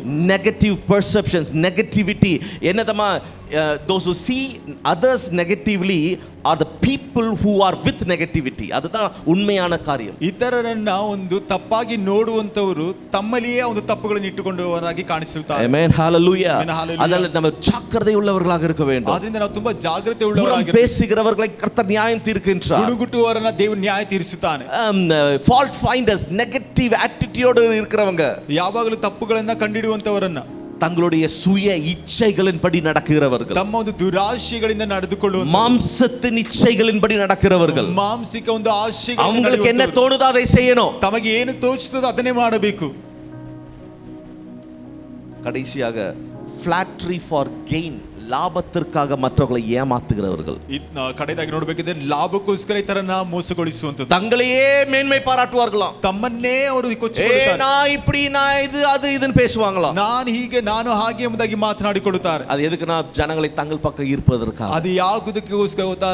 ಜನರ ತನ್ನೆಡೆಗೆ ಸೆಳೆದುಕೊಳ್ಳುವುದಕ್ಕೋಸ್ಕರ. ஆராதனை நடத்துறவங்க பிரசங்கம் பண்றவங்க யூசுவலாக எப்போதுமே சொல்ற ஒரு விஷயம் என்ன தெரியுமா? we have to lead people to Jesus. ಯೇಸುವಿಡಂ ಜನங்களை நடத்த வேண்டும். ಆರಾಧನೆ ಮಾಡುವಂತರು ಪ್ರಸಂಗ ಮಾಡುವಂತರು ಯಾವಾಗಲೂ ಹೇಳುವಂತದ್ದು ಏನು ಗೊತ್ತಾ? ನಾವು ಯಾವಾಗಲೂ ನಮ್ಮ ಜನರನ್ನ ದೇವರ ಕಡೆಗೆ ಯೇಸುವಿನ ಕಡೆಗೆ ನಡೆಸುವಂತದ್ದಾಗಿರಬೇಕು. நம்ம யாரையும் நம்ம பக்கம் ஈர்க்கவே கூடாது. ನಾವು ಯಾರನ್ನು ಸಹ ನಮ್ಮೆಡೆಗೆ ಸೆಳೆದುಕೊಳ್ಳಲೇಬಾರದು. தேவனிடம் நடத்த வேண்டும். ದೇವರ ಕಡೆಗೆ ನಡೆಸಬೇಕು. அப்போ இப்படிப்பட்ட ஜனங்களை கர்த்தர் நியாயம் தீர்க்கின்றார். ಇಂಥ ಒಂದು ಜನರುಗಳನ್ನ ದೇವರು ನ್ಯಾಯ ತೀರಿಸುತ್ತಾನೆ. இன்னைக்கு நம்ம இந்த செய்தியை கேட்டுக்கொண்டிருக்கும் போதே நம்மளுடைய இருதயத்துக்குள்ள நம்ம போய் பார்க்க வேண்டும், ஆராய்ந்து பார்க்க வேண்டும். ஒரு ஆபரேஷன், ஒரு சர்ஜரி உள்ள நடக்கணும். இன்னைக்கு ಈ ದಿವಸಗಳಲ್ಲಿ ಒಂದು ಸಂದೇಶವನ್ನ ಕೇಳುತ್ತಿರುವಾಗಲೇ ನಮ್ಮನ್ನು ಕುರಿತಾಗಿ ನಾವು ಪರಿಶೋಧಿಸಿಕೊಳ್ಳಬೇಕು. நான் எப்படி இருக்கிறேன், ನಾನು ಯಾವ ರೀತಿಯಲ್ಲಿ ಇದ್ದೇನೆ, என்னுடைய வாழ்க்கையில் இப்படிப்பட்ட குணங்கள் இருக்கின்றதா, ನನ್ನ ಜೀವಿತದಲ್ಲಿ ಈ ರೀತಿಯಾದ ಒಂದು ಗುಣಗಳು இப்படி குணங்கள் இருந்துச்சுன்னா தேவன் என்னை நியாயம் தீர்ப்பார். ಈ ಒಂದು ಗುಣಗಳು ಇರುವುದಾದರೆ ದೇವರು ನನ್ನನ್ನು ನ್ಯಾಯ தேவனுடைய நியாயம் தீர்ப்பு என்பது உறுதியானது என்பதை தான் நம்ம வசனத்துல வாசிக்கின்றோம். ದೇವರ ಒಂದು ನ್ಯಾಯ ತೀರ್ಪು ಅನ್ನುವುದು ದೃಢವಾದದ್ದು ಎಂಬುದಾಗಿ ನಾವು யாரும் நியாய தீர்ப்புக்கு தப்ப முடியாது. ಯಾರು ಸಹ ನ್ಯಾಯ ತೀರ್ಪಿಗೆ ತಪ್ಪಿಸಿಕೊಳ್ಳುವುದಕ್ಕಾಗುವುದಿಲ್ಲ. இன்னைக்கு நம்மளை நாம் சோதித்து பார்க்க வேண்டும். ಈ ದಿನದಲ್ಲಿ ನಮ್ಮ ನಾವು ಪರಿಶೋಧಿಸಿಕೊಳ್ಳಬೇಕು. அப்போ இந்த இடத்துல மொத்தத்துல நம்ம பார்க்கும்போது போராடுதல் தான் சொல்லுகிறார். ಈ ಒಂದು ಸ್ಥಳದಲ್ಲಿ ಸಂಪೂರ್ಣವಾಗಿ ನೋಡುವಾಗ விசுவாசத்திற்காக போராடுதலை குறித்து பேசும்போது தான் இந்த கள்ள போதகரை குறித்து பேசிட்டு வரார். ವಿಶ್ವಾಸ ಅಥವಾ ನಂಬಿಕೆಗೋಸ್ಕರ ಹೋರಾಡಬೇಕೆಂಬುದಾಗಿ ಹೇಳುವಾಗಲೇ ಈ ಒಂದು ಸುಳ್ಳು ಬೋಧಕರನ್ನು ಕುರಿತಾಗಿ ಸಹ ಹೇಳ್ತಾ ಇದ್ದಾನೆ. ஆக்சுவலி கள்ள போதகர்கள் சொல்லும்போது நமக்குள்ளேயும் நடக்கக்கூடிய ஒரு போராட்டம் தான் இதெல்லாமே. ಕಳ್ಳ ಬೋಧಕರು ಅಥವಾ ಸುಳ್ಳು ಬೋಧಕರು ಎಂಬುದಾಗಿ ಹೇಳಿದ ತಕ್ಷಣ ನಮ್ಮಲ್ಲೇ ಹೋರಾಡುವಂತ ಕೆಲವು ಹೋರಾಟಗಳಾಗಿದೆ. ಅದು வெளியில நம்ம கள்ள போதகர்களுக்கு விரோதமா போராடுகிறோம், ಹೊರಗಡೆ ಒಂದು ಸುಳ್ಳು ಬೋಧಕರಿಗೆ ವಿರುದ್ಧವಾಗಿ ಹೋರಾಡುತ್ತೇವೆ. நமக்குள்ளேயும் இருக்கக்கூடிய சில கள்ளத்தனங்களுக்கு விரோதமாக நாம் போராடுகின்றோம். ನಮ್ಮಲ್ಲಿಯೂ ಇರುವಂತ ಕೆಲವು ಕಳ್ಳತನಗಳು ಅಥವಾ ಸುಳ್ಳಿನ ಕಾರ್ಯಗಳಿಗೋಸ್ಕರ நம்மளுடைய அந்த பழைய மனுஷன் கூட நம்ம போராடுகின்றோம். ನಮ್ಮಲ್ಲಿ ಇರುವಂತ ಒಂದು ಹಳೆಯ ಮನುಷ್ಯನಿಗೆ ವಿರುದ್ಧವಾಗಿ old self within us, ನಮ್ಮಲ್ಲಿಯೇ ಇರುವಂತ ಒಂದು ಹಳೆಯ ಮನುಷ್ಯನಿಗೆ விரோதமா போராடுறோம். நம்ம ಅದಕ್ಕೆ ವಿರುದ್ಧವಾಗಿ ಸಹ ಹೋರಾಡುತ್ತೇವೆ. அப்போ நம்ம அந்த போராட்டத்துல நம்ம என்ன எதற்காக போராடுகிறோம் என்றால், ಆ ಒಂದು ಹೋರಾಟದಲ್ಲಿ ನಾವು ಯಾವುದಕ್ಕೋಸ್ಕರ ಹೋರಾಡುತ್ತೇವೆ ಎಂಬುದನ್ನು ನೋಡುವಾಗ சத்தியத்திற்காக போராடுகின்றோம். ನಾವು ಸತ್ಯತೆಗೋಸ್ಕರ, ஆரோக்கியமான உபதேசத்திற்காக போராடுகின்றோம். ಆರೋಗ್ಯವಾದಂತ ಒಂದು ಉಪದೇಶಕ್ಕೋಸ್ಕರ ಹೋರಾಡುತ್ತೇವೆ. அதே அப்ப to defend the sound doctrine, அப்படினா அந்த ஆரோக்கியமான உபதேசத்தை பாதுகாத்து கொண்டு அதற்காக போராடுகின்றோம். ಒಂದು ಆರೋಗ್ಯಕರವಾದಂತ ಒಂದು ಉಪದೇಶವನ್ನ ಸಂರಕ್ಷಿಸುತ್ತಾ ಅದಕ್ಕೋಸ್ಕರ ಹೋರಾಡುವಂತದ್ದು. எந்த உலக பிரகாரமான காரியங்களோடு ஒத்து போகாமல் ಯಾವುದೇ ಲೋಕದ ಕಾರ್ಯಗಳಿಗೆ ಹಾಗೆ ಜೋಡಿಸಿ ಹೋಗುವುದೇ நிலைத்து நிற்க போராடுகின்றோம். ನಾವು ನೆಲೆಯಾಗಿ ನಿಂತುಕೊಳ್ಳುವುದಕ್ಕೋಸ್ಕರ ಹೋರಾಡುತ್ತೇವೆ. ஹalleluya ஹalleluya ஹalleluya ஹalleluya. இங்க ஒரு பாக்ஸிங் மேட்ச்ல நீங்க பாத்தீங்கன்னா, ಒಂದು ಬಾಕ್ಸಿಂಗ್ ಮ್ಯಾಚ್ ನಲ್ಲಿ ನೋಡುವಾಗ அந்த ரெண்டு பேர் அந்த குத்துவாங்க, ಇಬ್ಬರು ಸಹ ಗುದ್ದಾಡುತ್ತಿರ್ತಾರೆ. ஓகே, எவ்வளவு குத்து வாங்கி கீழே விழுந்தாலும் திருப்பி எந்திரிக்கணும். ಎಷ್ಟೇ ಒಂದು ಏಟನ್ನ ತೆಗೆದುಕೊಂಡು ಸಹ ಕೆಳಗಡೆ ಬಿದ್ದರೂ ಮತ್ತೆ ಎದ್ದೇಳಬೇಕು. எப்போ மேட்ச் நிக்கும்? ಯಾವಾಗ ಒಂದು match ನಿಲ್ಲುವುದಾಗಿದೆ, when the person falls down அப்படியே கம்ப்ளீட்ல மொத்தமா விழுந்து போனதா அவன் தோற்று போனதாக அது தீர்மானிக்கப்படுகிறது. ಯಾವಾಗ ಇಬ್ಬರಲ್ಲಿ ಒಬ್ಬರು ಸಂಪೂರ್ಣವಾಗಿ ಕೆಳಗೆ ಬಿದ್ದು ಹೋಗುತ್ತಾರೋ ಆವಾಗ ಅದು. அப்போ போராடுதல் என்றால் என்ன? ಹೋರಾಟ ಎಂದರೆ ಏನು? we have to stand up again, ಮತ್ತೆ ಎದ್ದೇಳಬೇಕು. stand firm, ಮತ್ತೆ ಎದ್ದು ದೃಢವಾಗಿ ನಿಂತು விரோதமா வரக்கூடிய அடிகளை நாம் அது வாங்கினாலும் அதை பெற்றுக்கொண்டு சிரமாக தேவனுடைய சத்தியத்திற்காக நிலைத்திருப்பதுதான் உண்மையுள்ள போராடுதல் என்று சொல்லி நாம் பார்க்கிறோம். ನಮಗೆ ವಿರುದ್ಧವಾಗಿ ಬರುವಂತ ಪೆಟ್ಟುಗಳನ್ನ ಏಟುಗಳನ್ನ ತೆಗೆದುಕೊಂಡು ಸಹ ಸ್ಥಿರವಾಗಿ ದೃಢವಾಗಿ ನಿಂತುಕೊಂಡು ಹೋರಾಡುವಂತದೇ ಈ ಒಂದು ಕಾರ್ಯ. ஆரோக்கியமான உபதேசத்தை காத்துக்கொள்ள வேண்டும். ಒಂದು ಸ್ವಚ್ಛ ಚಿತ್ತವಾದಂತ ಉಪದೇಶವನ್ನ, ಆರೋಗ್ಯಕರವಾದ ಉಪದೇಶವನ್ನ ಕಾದುಕೊಳ್ಳಬೇಕು. நிறைய உபதேசங்கள் வருது. ಈ ದಿನದಲ್ಲಿ ಹಲವು ಉಪದೇಶಗಳು ಬರುತ್ತದೆ. நீங்க எதை திறந்தாலும் உங்களுக்கு பல விதமான உபதேசங்கள் உண்டு. ನೀವು ಯಾವ ಒಂದು ಕಾರ್ಯವನ್ನು ಓಪನ್ ಮಾಡಿದ್ರು ಸಹ ಹಲವು ವಿಧವಾದಂತ ಒಂದು ಉಪದೇಶಗಳು ಬರುತ್ತದೆ. உங்களுக்கு என்ன உபதேசம் போதிக்கப்பட்டிருக்கிறதோ அந்த உபதேசத்தில் நாம் நிலைத்திருக்க வேண்டும். ಆದರೆ ನಿಮಗೆ ಯಾವ ಉಪದೇಶವು ಬೋಧಿಸಲ್ಪಟ್ಟಿದೆಯೋ ಆ ಒಂದು ಉಪದೇಶದಲ್ಲಿ ನೆಲೆಯಾಗಿ ನಿಂತುಕೊಳ್ಳುವಂತ. அப்போ என்ன செய்ய வேண்டும்? ಅದಕ್ಕೋಸ್ಕರ ನಾವು ಏನು ಮಾಡಬೇಕು? குயிக்கா 4 விஷயங்களை சொல்லி நாம் ஜெபிக்க போகிறோம். ಬೇಗವಾಗಿ 4 ವಿಷಯಗಳನ್ನು ಹೇಳಿ ನಾವು ಪ್ರಾರ್ಥಿಸಲಿಕ್ಕೆ. இன்னைக்கு நமக்கு என்ன செய்தி இது? ಈ ದಿನದಲ್ಲಿ ನಮಗೆ what is the message to us today? ನಮಗಿರುವಂತ ಈ ದಿನದಲ್ಲಿ ನಮಗೆ ಏನು ಸಂದೇಶವಾಗಿದೆ? number 1, ಮೊದಲನೇದಾಗಿ do not be spiritually passive. அப்படினா ஆவிக்குரிய விஷயத்துல அமைதியா இருக்காதீங்க. ಆತ್ಮಿಕ ವಿಷಯದಲ್ಲಿ ನೀವು ಸುಮ್ಮನೆ ಇರಬೇಡಿ ಅಥವಾ ನಿಶ್ಶಬ್ದವಾಗಿರಬೇಡಿ. passive Christianity, அமைதியாக இருக்கிற கிறிஸ்துவம் அல்ல. ಆದರೆ ಇದು ಸುಮ್ಮನೆ ನಿಶ್ಶಬ್ದವಾಗಿ ஆவிக்குரிய விஷயத்துல சும்மா இருக்க கூடாது. ಆತ್ಮಿಕ ವಿಷಯದಲ್ಲಿ ಸುಮ್ಮನೆ ಇರಬಾರದು. தேவனை குறித்து அறிகின்ற அறிவுல வளர வேண்டும். ದೇವರನ್ನು ಕುರಿತಾದ ಒಂದು ಅರಿವಿನ ಒಂದು ಜ್ಞಾನದಲ್ಲಿ ನಾವು எங்கெல்லாம் ಬೆಳೆಯಬೇಕಾಗಿದೆ. எனக்கு என்னெல்லாம் கிடைக்கும் அதை நான் பெற்றுக்கொள்ள வேண்டும். ನಮಗೆ ಏನೆಲ್ಲ ಸಿಗುತ್ತದೋ ಅದರಿಂದ ಅದನ್ನು ಹೊಂದಿಕೊಳ್ಳಬೇಕು. தேவனுடைய வார்த்தையை ஆழமாக கற்றுக்கொள்ள வேண்டும். ದೇವರ ವಾಕ್ಯವನ್ನ ಆಳವಾಗಿ ನಾವು ಕಲಿತುಕೊಳ್ಳಬೇಕು. ஹalleluya. ஹalleluya. தேவனுடைய வார்த்தை எவ்வளவுக்கு எவ்வளவு உள்ள போகுதோ அவ்வளவுக்கு அவ்வளவு நம்ம பியூரிஃபை ஆகிறோம். ದೇವರ ವಾಕ್ಯವು ಎಷ್ಟರ ಮಟ್ಟಿಗೆ ನಮಗೆ ಒಳಗಡೆ ಹೋಗುವಂತದ್ದಾಗಿದ್ದು ಅಷ್ಟರ ಮಟ್ಟಿಗೆ ನಾವು ಪರಿಶುದ್ಧಗೊಳ್ಳುವಂತರಾಗಿದ್ದೇವೆ. சங்கீதம் 119 9ஆம் வசனம் என்ன சொல்கிறது? ಕೀರ್ತನೆ 119 9ನೇ ವಾಕ್ಯ ಏನು ಹೇಳುತ್ತಾ ಇದೆ? கமான் சொல்லுங்க பார்க்கலாம் யாராவது. ಯಾರಾದರೂ ಹೇಳಿರಿ. சங்கீதம் 119 9. ಕೀರ್ತನೆ 119 How can a young man keep himself pure? ಯೌವನಸ್ಥನು ತನ್ನ ನಡತೆಯನ್ನು ಯಾವುದರಿಂದ ಸರಿಪಡಿಸಿಕೊಳ್ಳುತ್ತಾನೆ? But by handling or by living according to your ನಿನ್ನ word. ವಾಕ್ಯವನ್ನು ಗಮನಿಸಿ ನಡೆಯುವುದರಿಂದಲೇ ಎಂಬುದಾಗಿ ಹೇಳುತ್ತದೆ. Hallelujah. Hallelujah. அன்பான தேவஜனமே, ಪ್ರೀತಿಯುಳ್ಳ ದೇವಜನರೇ, வார்த்தை எந்த அளவுக்கு நமக்குள்ள இருக்கின்றதோ ದೇವರ ವಾಕ್ಯ ಎಷ್ಟರ ಮಟ್ಟಿಗೆ ನಮ್ಮಲ್ಲಿ ಇರುತ್ತದೋ அதுதான் நம்ம கள்ள உபதேசத்திற்கு இருந்தும் நமக்கு நம்மளுடைய யுத்தத்திலும் அது நம்மளை நமக்கு உதவி செய்யும். ಅದೇ ನಮಗೆ ಕಳ್ಳ ಉಪದೇಶ ಸುಳ್ಳು ಬೋಧನೆಗಳಿಂದಲೂ ನಮಗೆ ಬರುವಂತ நம்மள வந்து ஆவிக்குரிய விஷயத்துல ஆக்டிவா வைக்கும். ಅದೇ ನಮ್ಮ ಒಂದು ಆತ್ಮಿಕ ವಿಷಯದಲ್ಲಿ ಚಟುವಟಿಕೆಯಾಗಿ ಇಡುವಂತದ್ದಾಗಿದೆ. தேவனுடைய வார்த்தையை நாம் புரிந்து கொள்ளவில்லை என்றால், ದೇವರ ವಾಕ್ಯವನ್ನು ನಾವು ಅರ್ಥ ಮಾಡಿಕೊಳ್ಳಲಿಲ್ಲ, அறிந்து கொள்ளவில்லை என்றால் ಅದನ್ನ ಸರಿಯಾಗಿ ಅರಿತು ಮಾಡಿಕೊಳ್ಳಲಿಲ್ಲವೆಂದರೆ நாம் விழுந்து போவதற்கு வாய்ப்புகள் இருக்கு. ನಾವು ಬಿದ್ದು ಹೋಗುವುದಕ್ಕೆ ಒಂದು ಅವಕಾಶಗಳುಂಟು. இன்னைக்கு எல்லாரும் நம்ம மேலோட்டமா வசனத்தை வாசிக்கிறோம். ಈ ದಿನದಲ್ಲಿ ಎಲ್ಲರೂ ಸಹ ನಾವು ಮೇಲ್ತೋರಿಕೆಗೆ ವಾಕ್ಯವನ್ನು ಓದುತ್ತೇವೆ. மேலோட்டமா அந்த புல்ல மட்டும் மேய்ஞ்சோம்னா, ಮೇಲ್ನೋಟಕ್ಕೆ ಒಂದು ಹುಲ್ಲನ್ನು ಹಾಗೆ ನಾವು ಮೇಯುವುದು, அது வந்து நம்மளை திருப்தி படுத்தாது. ಅದು ನಮ್ಮನ್ನ ತೃಪ್ತಿ ಮಾಡುವುದಿಲ್ಲ.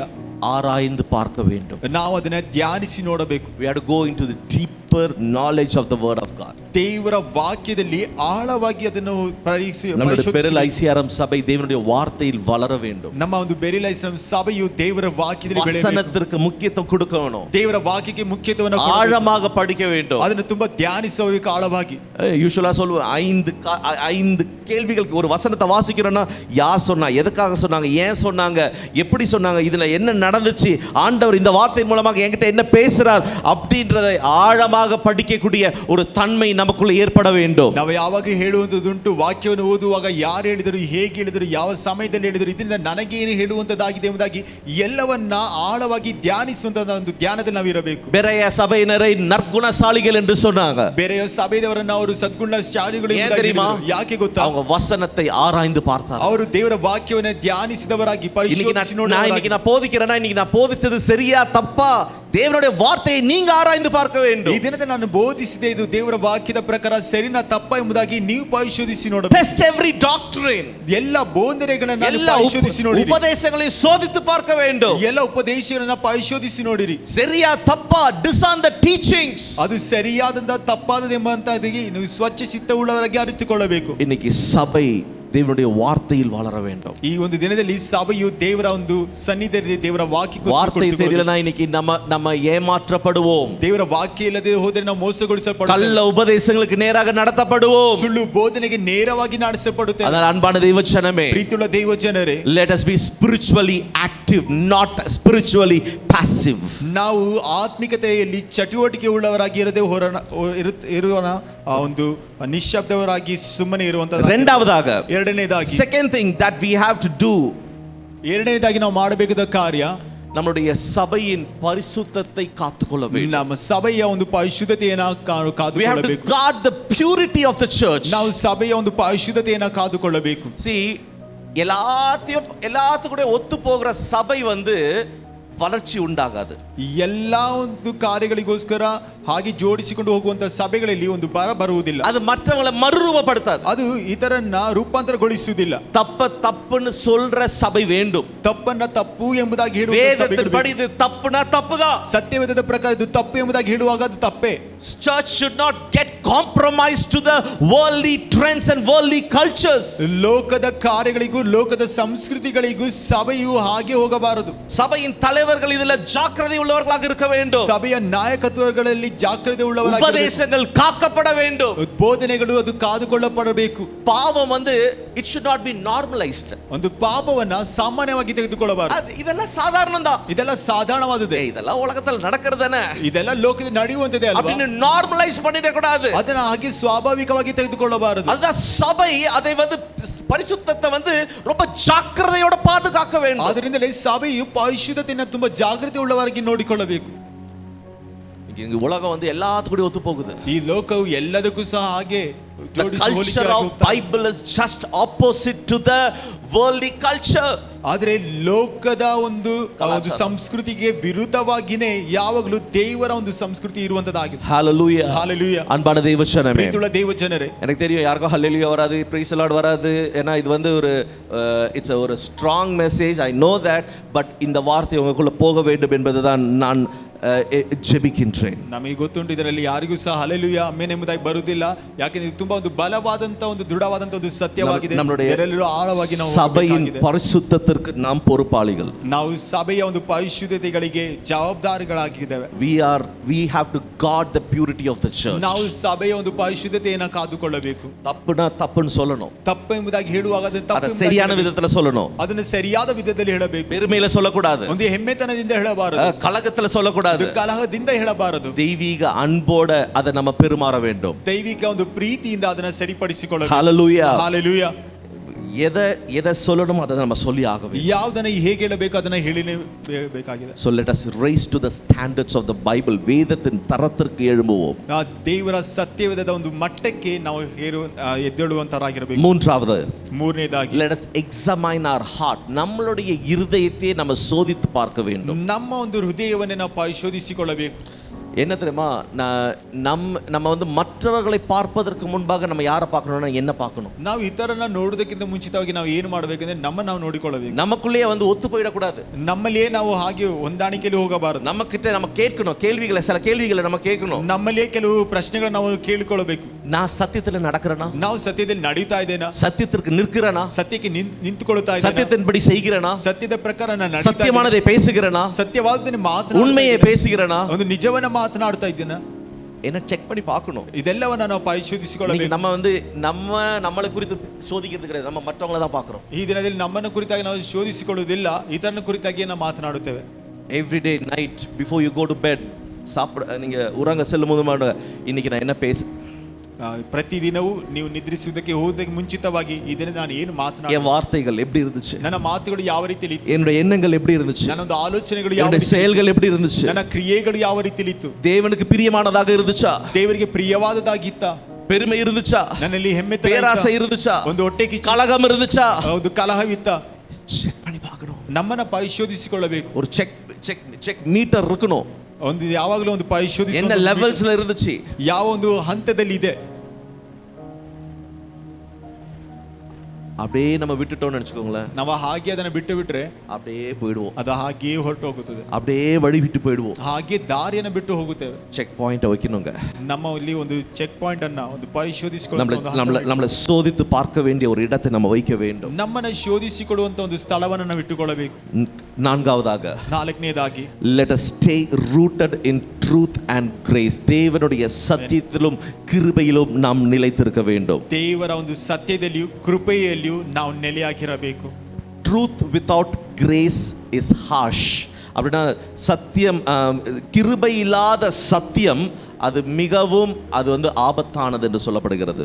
ಒಂದು ಕೃಪೆ ಇಲ್ಲದ ಒಂದು ಸತ್ಯವು ಅದು ತುಂಬಾ ಒಂದು ಅಪಾಯ. அதே போல the grace without truth also it's dangerous. ಅದೇ ಪ್ರಕಾರ ಸತ್ಯವಿಲ್ಲದಂತ ಒಂದು ಕೃಪೆ ಇಲ್ಲದ ಸತ್ಯವು ಅದೇ ರೀತಿಯಾಗಿದೆ. ரெண்டு ஒன்றோடு ஒன்று போக வேண்டும். ಎರಡು ಒಂದಕ್ಕೆ ಒಂದು ಹೊಂದಾಣಿಕೆಯಲ್ಲಿ ಹೋಗಬೇಕು. Grace and truth ரெண்டு சேர்ந்து இருக்க வேண்டும். ಕೃಪೆಯು ಸತ್ಯತೆಯು ಹೊಂದಾಣಿಕೆಯಲ್ಲಿ ಹೋಗಬೇಕು. சத்தியத்திற்காக நிக்கணும், ಒಂದು ಸತ್ಯಕ್ಕೋಸ್ಕರ ನಿಂತುಕೊಳ್ಳಬೇಕು. அதே நேரத்துல கிருபையினால் நிரம்பி இருக்க வேண்டும். ಅದೇ ಪ್ರಕಾರ ಕೃಪೆಯು ನನಗೆ ತುಂಬಿರಬೇಕು. இரக்கத்தினால நிரம்பி இருக்கணும், ನಾವು ಕನಿಕರದಿಂದ அன்பினால நிரம்பி இருக்கணும், ಪ್ರೀತಿಯಿಂದ ತುಂಬಿರಬೇಕು. அந்த யூதா புத்தகத்துல கடைசி நம்ம அடுத்த பகுதியில நம்ம தியானிக்கும் பொழுது அதை நான் சொல்லுவேன், எப்படி நம்ம மற்றவங்களை டீல் பண்றது அப்படின்றதை குறித்து யூதா எழுதுவார், அதை நம்ம பேசுவோம். But both are very important, grace and truth. ಮುಂದಿನ ವಾಕ್ಯಗಳಲ್ಲಿ ಯೂದನು ಹೇಳುತ್ತಾನೆ ಯಾವ ರೀತಿಯಲ್ಲಿ ಇತರೊಟ್ಟಿಗೆ ನಾವು ವರ್ತಿಸಿಕೊಳ್ಳಬೇಕೆಂಬುದಾಗಿ. ಆದರೆ ಇಲ್ಲಿ ನೋಡಬೇಕಿದ್ರೆ ಯೂದನು ಎರಡನ್ನ ಸತ್ಯವನ್ನ ಕೃಪೆಯನ್ನ ಆಧಾರ ಮಾಡಿಕೊಳ್ಳಬೇಕು. ரெண்டுத்தையும் நல்ல டைட்டா பிடிச்சுக்கோங்க. ಎರಡನ್ನ ತುಂಬಾ ಬಿಗಿಯಾಗಿ ಹಿಡಿದುಕೊಳ್ಳಿ. சத்தியம் தான், ಸತ್ಯ ಸತ್ಯನೇ, ಅದರ ಹತ್ರ கிருபை, ಆದ್ರೆ ಅದರಲ್ಲಿ ಕೃಪೆ. ஹalleluya. ஹalleluya. தேவன் நம்ம மேல கிருபையா இருக்கிறனால தானே இன்னைக்கு நம்ம இங்க இருக்கிறோம். ದೇವರು ನಮ್ಮ ಮೇಲೆ ಕೃಪೆಯುಳ್ಳವನಾಗಿ ಇರುವುದರಿಂದಲೇ ಅಲ್ವಾ கிருபைனா என்னங்க? கிருபைனா என்னங்க? ಕೃಪೆ ಅಂದ್ರೆ ಏನು? unmerited favor. ಒಂದು ಅರ್ಹತೆ ಇಲ್ಲದೆ ಇರುವಂತ ಒಂದು தகுதி இல்லாத தயவு, ಅದು ಅರ್ಹತೆ ಇಲ್ಲದೆ ಇರುವಂತದ್ದು ದಯೆ, எனக்கு தகுதி இல்லாத தயவு தேவன் தந்திருக்கின்றார். ನನಗೆ ಇದು ಅರ್ಹತೆ ಇಲ್ಲದೆ ಇರುವಂತದ್ದು ದಯೆಯನ್ನು ಆತನು ಕೊಟ್ಟಿದ್ದಾನೆ. நேற்று நாங்கள் ஃபேக்கல்ட்டி மீட்டிங், எங்களுக்கு சென்னையில் ஃபேக்கல்ட்டி மீட்டிங்கில் நான் உட்காந்து பேசிட்டு இருக்கும்போது சில ஸ்டூடெண்ட்ஸோடைய இவாலுவேஷனை பண்ணிட்டு இருந்தோம். ನಿನ್ನೆಯ ದಿವಸದಲ್ಲಿ ಅಣ್ಣನವರು ಒಂದು ಶಿಕ್ಷಕರೊಟ್ಟಿಗೆ ಕೆಲವೊಂದು ಮೀಟಿಂಗ್ ಅನ್ನು ಇಟ್ಟಿರುವಾಗ ಒಂದು ಪರೀಕ್ಷೆ ಬರೆದವರನ್ನ ಕುರಿತಾಗಿ ஸ்டூடெண்ட்ஸை குறித்து பேசிட்டு இருந்தோம். ಕ್ಷಮಿಸಿರಿ, ಒಂದು ವಿದ್ಯಾರ್ಥಿಗಳ ಕುರಿತಾಗಿ ಮಾತನಾಡ್ತಾ எவ்ரி ஒரு அகாடமிக் இயர் முடியும் போது நாங்கள் ஸ்டூடெண்ட்ஸோடைய டெவலப்மெண்ட்டை குறித்து பேசி அவங்களுக்கு என்னெல்லாம் செய்யணும் அப்படின்றதை குறித்து நாங்கள் பேசுவோம். ಆ ಒಂದು ವಾರ್ಷಿಕ ಮುಗಿಯುವಾಗ ಒಂದು ವಿದ್ಯಾರ್ಥಿಗಳ ಕುರಿತಾಗಿ ಅವರನ್ನ ಹೇಗೆ ಮುಂದೆ ಬೆಳೆಸಬಹುದು ಎಂಬುದಾಗಿ ಕುರಿತಾಗಿ ಆಲೋಚಿಸುತ್ತೇವೆ. அப்போ அதுல ஒரு சில ஸ்டூடெண்ட்ஸோடைய பெர்ஃபார்மன்ஸும் அவங்களுடைய கேரக்டர் டெவலப்மெண்ட் இதெல்லாம் சரியில்லாத போது அப்போது நாங்கள் இவங்கெல்லாம் எதுக்கு பைபிள் காலேஜுக்கு வராங்க அப்படின்ற மாதிரி ஒரு பேச்சு எழுமினது. ಅಲ್ಲಿ ನೋಡಬೇಕಿದೆ, ಕೆಲವರ ಒಂದು ಪರ್ಫಾರ್ಮೆನ್ಸ್ ಆಗಿರಬಹುದು ಅಥವಾ ಅವರ ಒಂದು ಗುಣಾತಿಶಯಲ್ಲಿ ಬೆಳವಣಿಗೆ ಇಲ್ಲದೆ ಇರುವಾಗ ಇವರೆಲ್ಲ ಯಾಕೆ ಒಂದು ಸತ್ಯವೇದ ಅಧ್ಯಯನಕ್ಕೆ ಬರುತ್ತಾರೆ ಎಂಬುದಾಗಿ ನಾವು ಹೇಳುವುದುಂಟು. பைபிள் காலேஜஸில் நாங்கள் ரொம்ப ஸ்ட்ரிக்டாக இருப்போம். சில விஷயங்கள் சரியில்லைன்னா வீட்டுக்கு அனுப்பிடுவோம். ಬೈಬಲ್ ಕಾಲೇಜ್ ತುಂಬಾ ಒಂದು ಗಂಭೀರವಾಗಿರುತ್ತಾರೆ, ಕೆಲವು ವಿಷಯಗಳು ಸರಿ ಇಲ್ಲ ಎಂಬುದಾಗಿ ಹೇಳುವಾಗ ಮನೆಗೆ ಕಳಿಸಿಬಿಡುತ್ತಾರೆ. அப்போ அதை பேசி கொண்டிருக்கும் போதே அப்போ இந்த வார்த்தை தான் என்னுடைய நினைவுக்குள்ள வந்தது. ಯಾಗ ಮಾತನಾಡುವಾಗ ಈ ಒಂದು ಮಾತುಗಳೆಲ್ಲ ನನ್ನ ನೆನಪಿಗೂ ಸಹ ಬರ್ತಾ ಇತ್ತು. நம்மள தேவன் அப்படி பார்த்தாருன்னா, ನಮ್ಮನ್ನ ದೇವರು ಆ ರೀತಿಯಾಗಿ ನೋಡಿದ್ರೆ இவனெல்லாம் சரியாக மாட்டான், ಇವತ್ತನ್ನೆಲ್ಲ ಸರಿಯಾಗುವುದಿಲ್ಲ, இதெல்லாம் உருப்படாது, ಇವತ್ತನ್ನೆಲ್ಲ ಪ್ರಯೋಜನ ಬರುವುದಿಲ್ಲ, தூக்கி போட்டுடலாம், ತೆಗೆದು ಹಾಕೋಣ அப்படின்னு அவர் நினைச்சிருந்தாருன்னா, ಆ ರೀತಿಯಾಗಿ ಅವರು ನೆನೆಸಿದರೆ நம்மளா இருந்திருப்போமா? ನಾವೆಲ್ಲ ಇರ್ತಾ ಇದ್ದೇವಾ? அப்போ கிருபை, ಆದರೆ ಕೃಪೆ. ஹல்லேலூயா, ஹல்லேலூயா. அதனால ஜனங்களை பார்ப்பது அந்த கிருபை உள்ள குணத்தோடு நம்ம பார்க்க வேண்டும், சத்தியத்தில் இருக்க வேண்டும். அதே நேரத்தில் கிருபையோடு பார்க்குதலை நாம் முக்கியத்துவப்படுத்த வேண்டும். ನಾವು ಸತ್ಯದಲ್ಲಿ ಇರಬೇಕು, ಅದೇ ಪ್ರಕಾರ ಜನರುಗಳನ್ನು ನಾವು ನೋಡುವಾಗ ಆತನ ಒಂದು ಕೃಪೆಯ ಕಣ್ಣುಗಳಿಂದ ನಾವು ನೋಡುವಂತರಾಗಿರಬೇಕು. இந்த 4 விஷயங்கள் நம்மளுடைய நினைவில் எப்பொழுதும் இருக்கட்டும். ಈ ಒಂದು 4 ವಿಷಯಗಳು ಯಾವ ನಮ್ಮ ನೆನಪಿನಲ್ಲಿ ಇರಲಿ. ஆவிக்குரிய விஷயத்தில் நாம் எப்பொழுதும் அமைதியாக இருக்க கூடாது. ಆತ್ಮಿಕ ವಿಷಯದಲ್ಲಿ ಯಾವಾಗಲೂ ನಾವು ಸುಮ್ಮನೆ we have to be active always. ನಾವು ಚಟುವಟಿಕೆ ಉಳ್ಳವರಾಗಿ ಕಾಣಿಸಲ್ಪಡಬೇಕು. கொஞ்சம் போய் தூங்கிக்கிறேன், ಸ್ವಲ್ಪ ಹೋಗಿ ನಿದ್ದೆ ಮಾಡಿಕೊಳ್ಳುತ್ತೇನೆ, கொஞ்சம் போய் பாத்துக்கிறேன், ಸ್ವಲ್ಪ ಹೋಗಿ ನೋಡಿಕೊಳ್ಳುತ್ತೇನೆ. சர்ச்சில் இருக்கும் போது நல்லா இருக்குது, வெளியில போகும்போது நான் கொஞ்சம் அப்படி மாறிக்கிறேனே அப்படின்னா அதுதான் பிசாசுக்கு நம்ம தருகின்ற ஒரு வழியாக இருக்கின்றது. ಸಭೆಯಲ್ಲಿರುವಾಗ ನಾನು ಸರಿಯಾಗಿರುತ್ತೇನೆ, ಅದು ಸ್ವಲ್ಪ ಹೊರಗಡೆ ಹೋಗಿದ ತಕ್ಷಣ ಸ್ವಲ್ಪ ಬದಲಾಗುತ್ತೇನೆ ಎಂಬುದಾಗಿ ಹೇಳುವಾಗ ನಾವು ಸೈತಾನನಿಗೆ ಮಾರ್ಗ ತೆಗೆದುಕೊಳ್ಳುವಂತದ್ದಾಗಿದೆ. பார்ட்டிக்கு போயிட்டு வந்துறேனே, ಆ ಒಂದು ಔತಣಕ್ಕೆ ಅಥವಾ ಪಾರ್ಟಿಗೆ ಹೋಗಿ ಬರುತ್ತೇನೆ ಎಂಬುದಾಗಿ, அந்த ಫ್ರೆಂಡ್ಸ್ ಕೂಡ போயிட்டு ஒரு சுத்து போயிட்டு வந்துறேனே, ಆ ಒಂದು ಸ್ನೇಹಿತರೊಟ್ಟಿಗೆ ಸ್ವಲ್ಪ ಹೋಗಿ ಹಾಗೆ ಸುತ್ತಾಡಿ ಬರುತ್ತೇನೆ.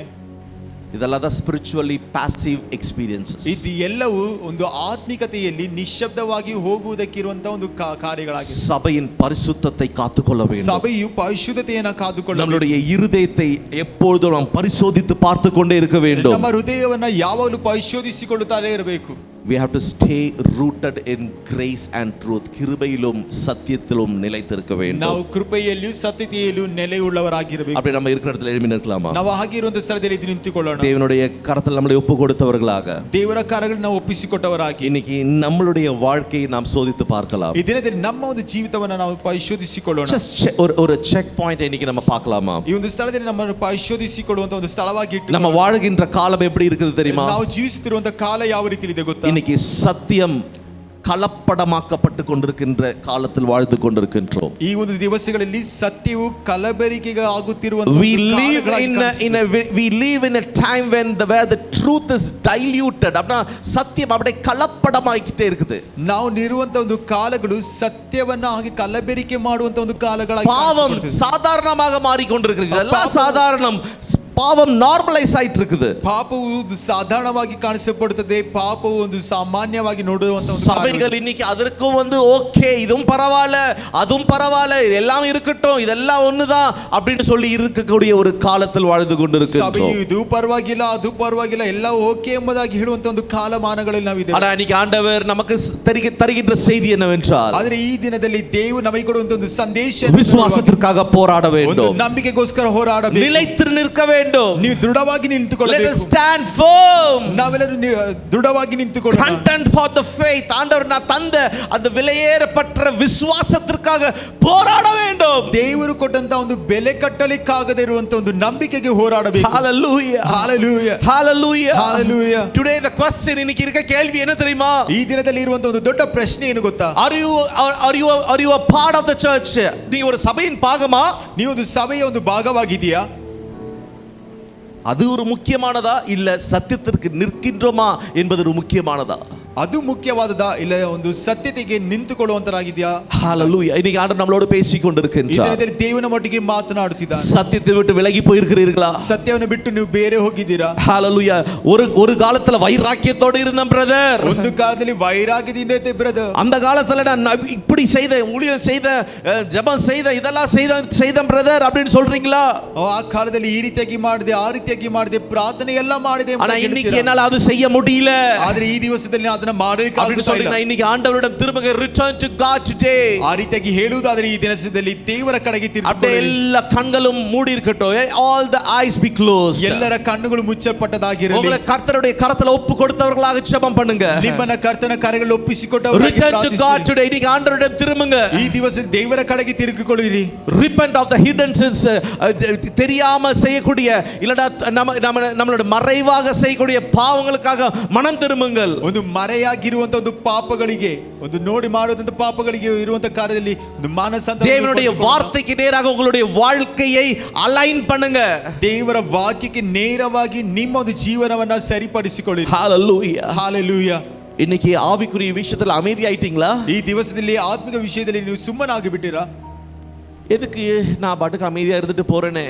ಯಾಕೆ ನಾನು ಇಷ್ಟಕ್ಕೆ ನಾನು ಸುಮ್ಮನೆ எவ்வளோ ஜெபம் பண்ண, ಎಷ್ಟೋ ಪ್ರಾರ್ಥನೆ ಮಾಡಿ, எவ்வளோ நாட்களா நான் சில காரியங்களுக்காக ஜெபம் பண்ண, ಎಷ್ಟೋ ದಿವಸಗಳಿಂದ ಕೆಲವು ಕಾರ್ಯಗಳು சோர்ந்து போய் ನೀವು ಬೇಸತ್ತು ಹೋಗಿ இன்னைக்கு ஒரு சிலர் இங்க அமைதியா இருக்கிறீங்க. ಈ ದಿವಸದಲ್ಲಿ ಕೆಲವರು ನೀವು ಆಗಿ ನಿಶ್ಶಬ್ದ. ஆனா இன்னைக்கு ஆண்டவர் உங்களை எழும்பும்படியாக அழைக்கின்றார். ಆದರೆ ದೇವರು ಒಂದು ದಿನದಲ್ಲಿ ನೀವು ಎದ್ದೇಳಬೇಕು. God is calling you to rise up. ದೇವರು ನಿಮಗೋಸ್ಕರ ಎದ್ದೇಳು ಎಂಬುದಾಗಿ ಕರೆಯುತ್ತಿದ್ದಾನೆ. சத்தியத்திற்காக தைரியத்தோடு நிற்க, ಸತ್ಯತೆಗೋಸ್ಕರ ಧೈರ್ಯದಿಂದ உங்களுக்கு போதிக்கப்பட்ட சத்தியத்தில் நிலைத்திருக்க, ನಿಮಗೆ ಬೋಧಿಸಲ್ಪಟ್ಟ ಒಂದು ಸತ್ಯತೆಯಲ್ಲಿ ನೆಲೆಯಾಗಿ ನಿಂತುಕೊಳ್ಳಲು, பயப்படாமல் கர்த்தருக்கு முன்பாக நிற்க உங்களை ஒப்புக்கொடுங்க. இன்னைக்கு ಭಯಪಡದೆ ಕರ್ತನ ಮುಂದೆ ನಿಂತುಕೊಳ್ಳೋದಕ್ಕೆ ನಿಮ್ಮನ್ನು ಒಪ್ಪಿಸಿಕೊಳ್ಳಿ. ஹalleluya. ஹalleluya. சபையே இன்னைக்கு சத்தியத்தை காப்பதை விட்டு பல விஷயங்களுக்கு பின்பாக சென்று கொண்டிருக்கிறோமா? ಈ ದಿವಸಗಳಲ್ಲಿ ಸತ್ಯತೆಯನ್ನು ಕಾದುಕೊಳ್ಳದೆ ಹಲವು ವಿಷಯಗಳಿಗೆ ಹಿಂದೆ ಹೋಗ್ತಾ ಇದ್ದೇವಾ? பரிசுத்தத்தில் வாழ்வதை விட்டு இந்த உலக தரத்திற்கு நேராக நாம் ஒத்து போய் கொண்டிருக்கிறோமா? ಪರಿಶುದ್ಧತೆಗೋಸ್ಕರ ಜೀವಿಸದೆ ಈ ಲೋಕದ ಮಟ್ಟಕ್ಕೆ ನೇರವಾಗಿ ನಾವು ಜೀವಿಸ್ತಾ ಇದ್ದೇವಾ? Today it's a call for us. ನಮಗೆ ಒಂದು ದೊಡ್ಡ ಒಂದು ಕರೆಯುವಿಕೆ ಉಂಟು. இன்னைக்கு ஆண்டவர் அழைக்கின்றார். ಈ ದಿವಸದಲ್ಲಿ ದೇವರು ಕರೆಯುತ್ತಿದ್ದಾನೆ. We have a responsibility. ನಮಗೊಂದು ಜವಾಬ್ದಾರಿ ಉಂಟು. சத்தியத்திற்கு நிற்க, ಸತ್ಯಕ್ಕೋಸ್ಕರ பரிசுத்தத்தை காக்க, ಪರಿಶುದ್ಧತೆಯನ್ನು ಕಾದುಕೊಳ್ಳಲು, ஜனங்களை வேதத்தின் தரத்திற்கு நேராக இழுத்து கொண்டு வர, ಜನರ ದೇವರ ಒಂದು ಮಟ್ಟಕ್ಕೆ ನಡೆದು there is a call to the church.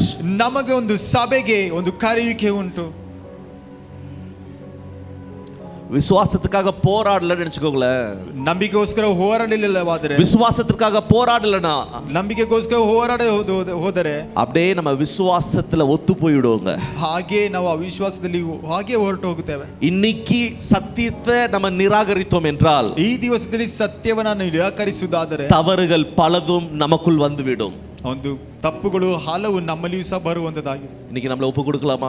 ಈ ದಿವಸದಲ್ಲಿ ಒಪ್ಪಿಸಿಕೊಡೋಣ. அப்படி இருக்கிற இடத்துல கரங்களை உயர்த்தி ஒரு நிமிஷம், ಹಾಗೆ ಇರುವ ಸ್ಥಳದಲ್ಲಿ ಒಂದು ನಿಮಿಷ ಕಾರ್ಯಗಳನ್ನು ಎತ್ತಿದವರಾಗಿ எல்லாரும் வாய்களை திறந்து சொல்லுங்க. ಎಲ್ಲರೂ ಬಾಯಿಗಳನ್ನು ತೆರೆದವರಾಗಿ ಹೇಳಿ, சத்தியத்தில் நிற்க நான் ஒப்பு கொடுக்கிறேன் அப்பா. ಸತ್ಯಕ್ಕೆ ನಿಂತುಕೊಳ್ಳು, ನಾನು ಒಪ್ಪಿಸಿಕೊಡುತ್ತೇನೆ. Lord, I give myself to stand for the truth, oh Lord. ದೇವರೇ, ನನ್ನನ್ನ ಒಂದು ಸತ್ಯತೆಗೋಸ್ಕರ ನಿಂತುಕೊಳ್ಳಲು ಒಪ್ಪಿಸಿಕೊಡುತ್ತೇನೆ. ஆரோக்கியமான உபதேசத்திற்கு நிற்க நான் ஒப்பு கொடுக்கிறேன். ಒಂದು ಆರೋಗ್ಯವಾದಂತ ಒಂದು ಸ್ವಚ್ಛ ಚಿತ್ತವಾದಂತ ಉಪದೇಶಕ್ಕೆ ನನ್ನನ್ನು ಒಪ್ಪಿಸಿಕೊಡುತ್ತೇನೆ. பரிசுத்தத்திற்கு நிற்க ஒப்பு கொடுக்கிறேன். ಪರಿಶುದ್ಧತೆಗೋಸ್ಕರ ನಿಂತುಕೊಳ್ಳಲು ನನ್ನನ್ನು ಒಪ್ಪಿಸಿಕೊಡುತ್ತೇನೆ. Jesus, thank you Lord.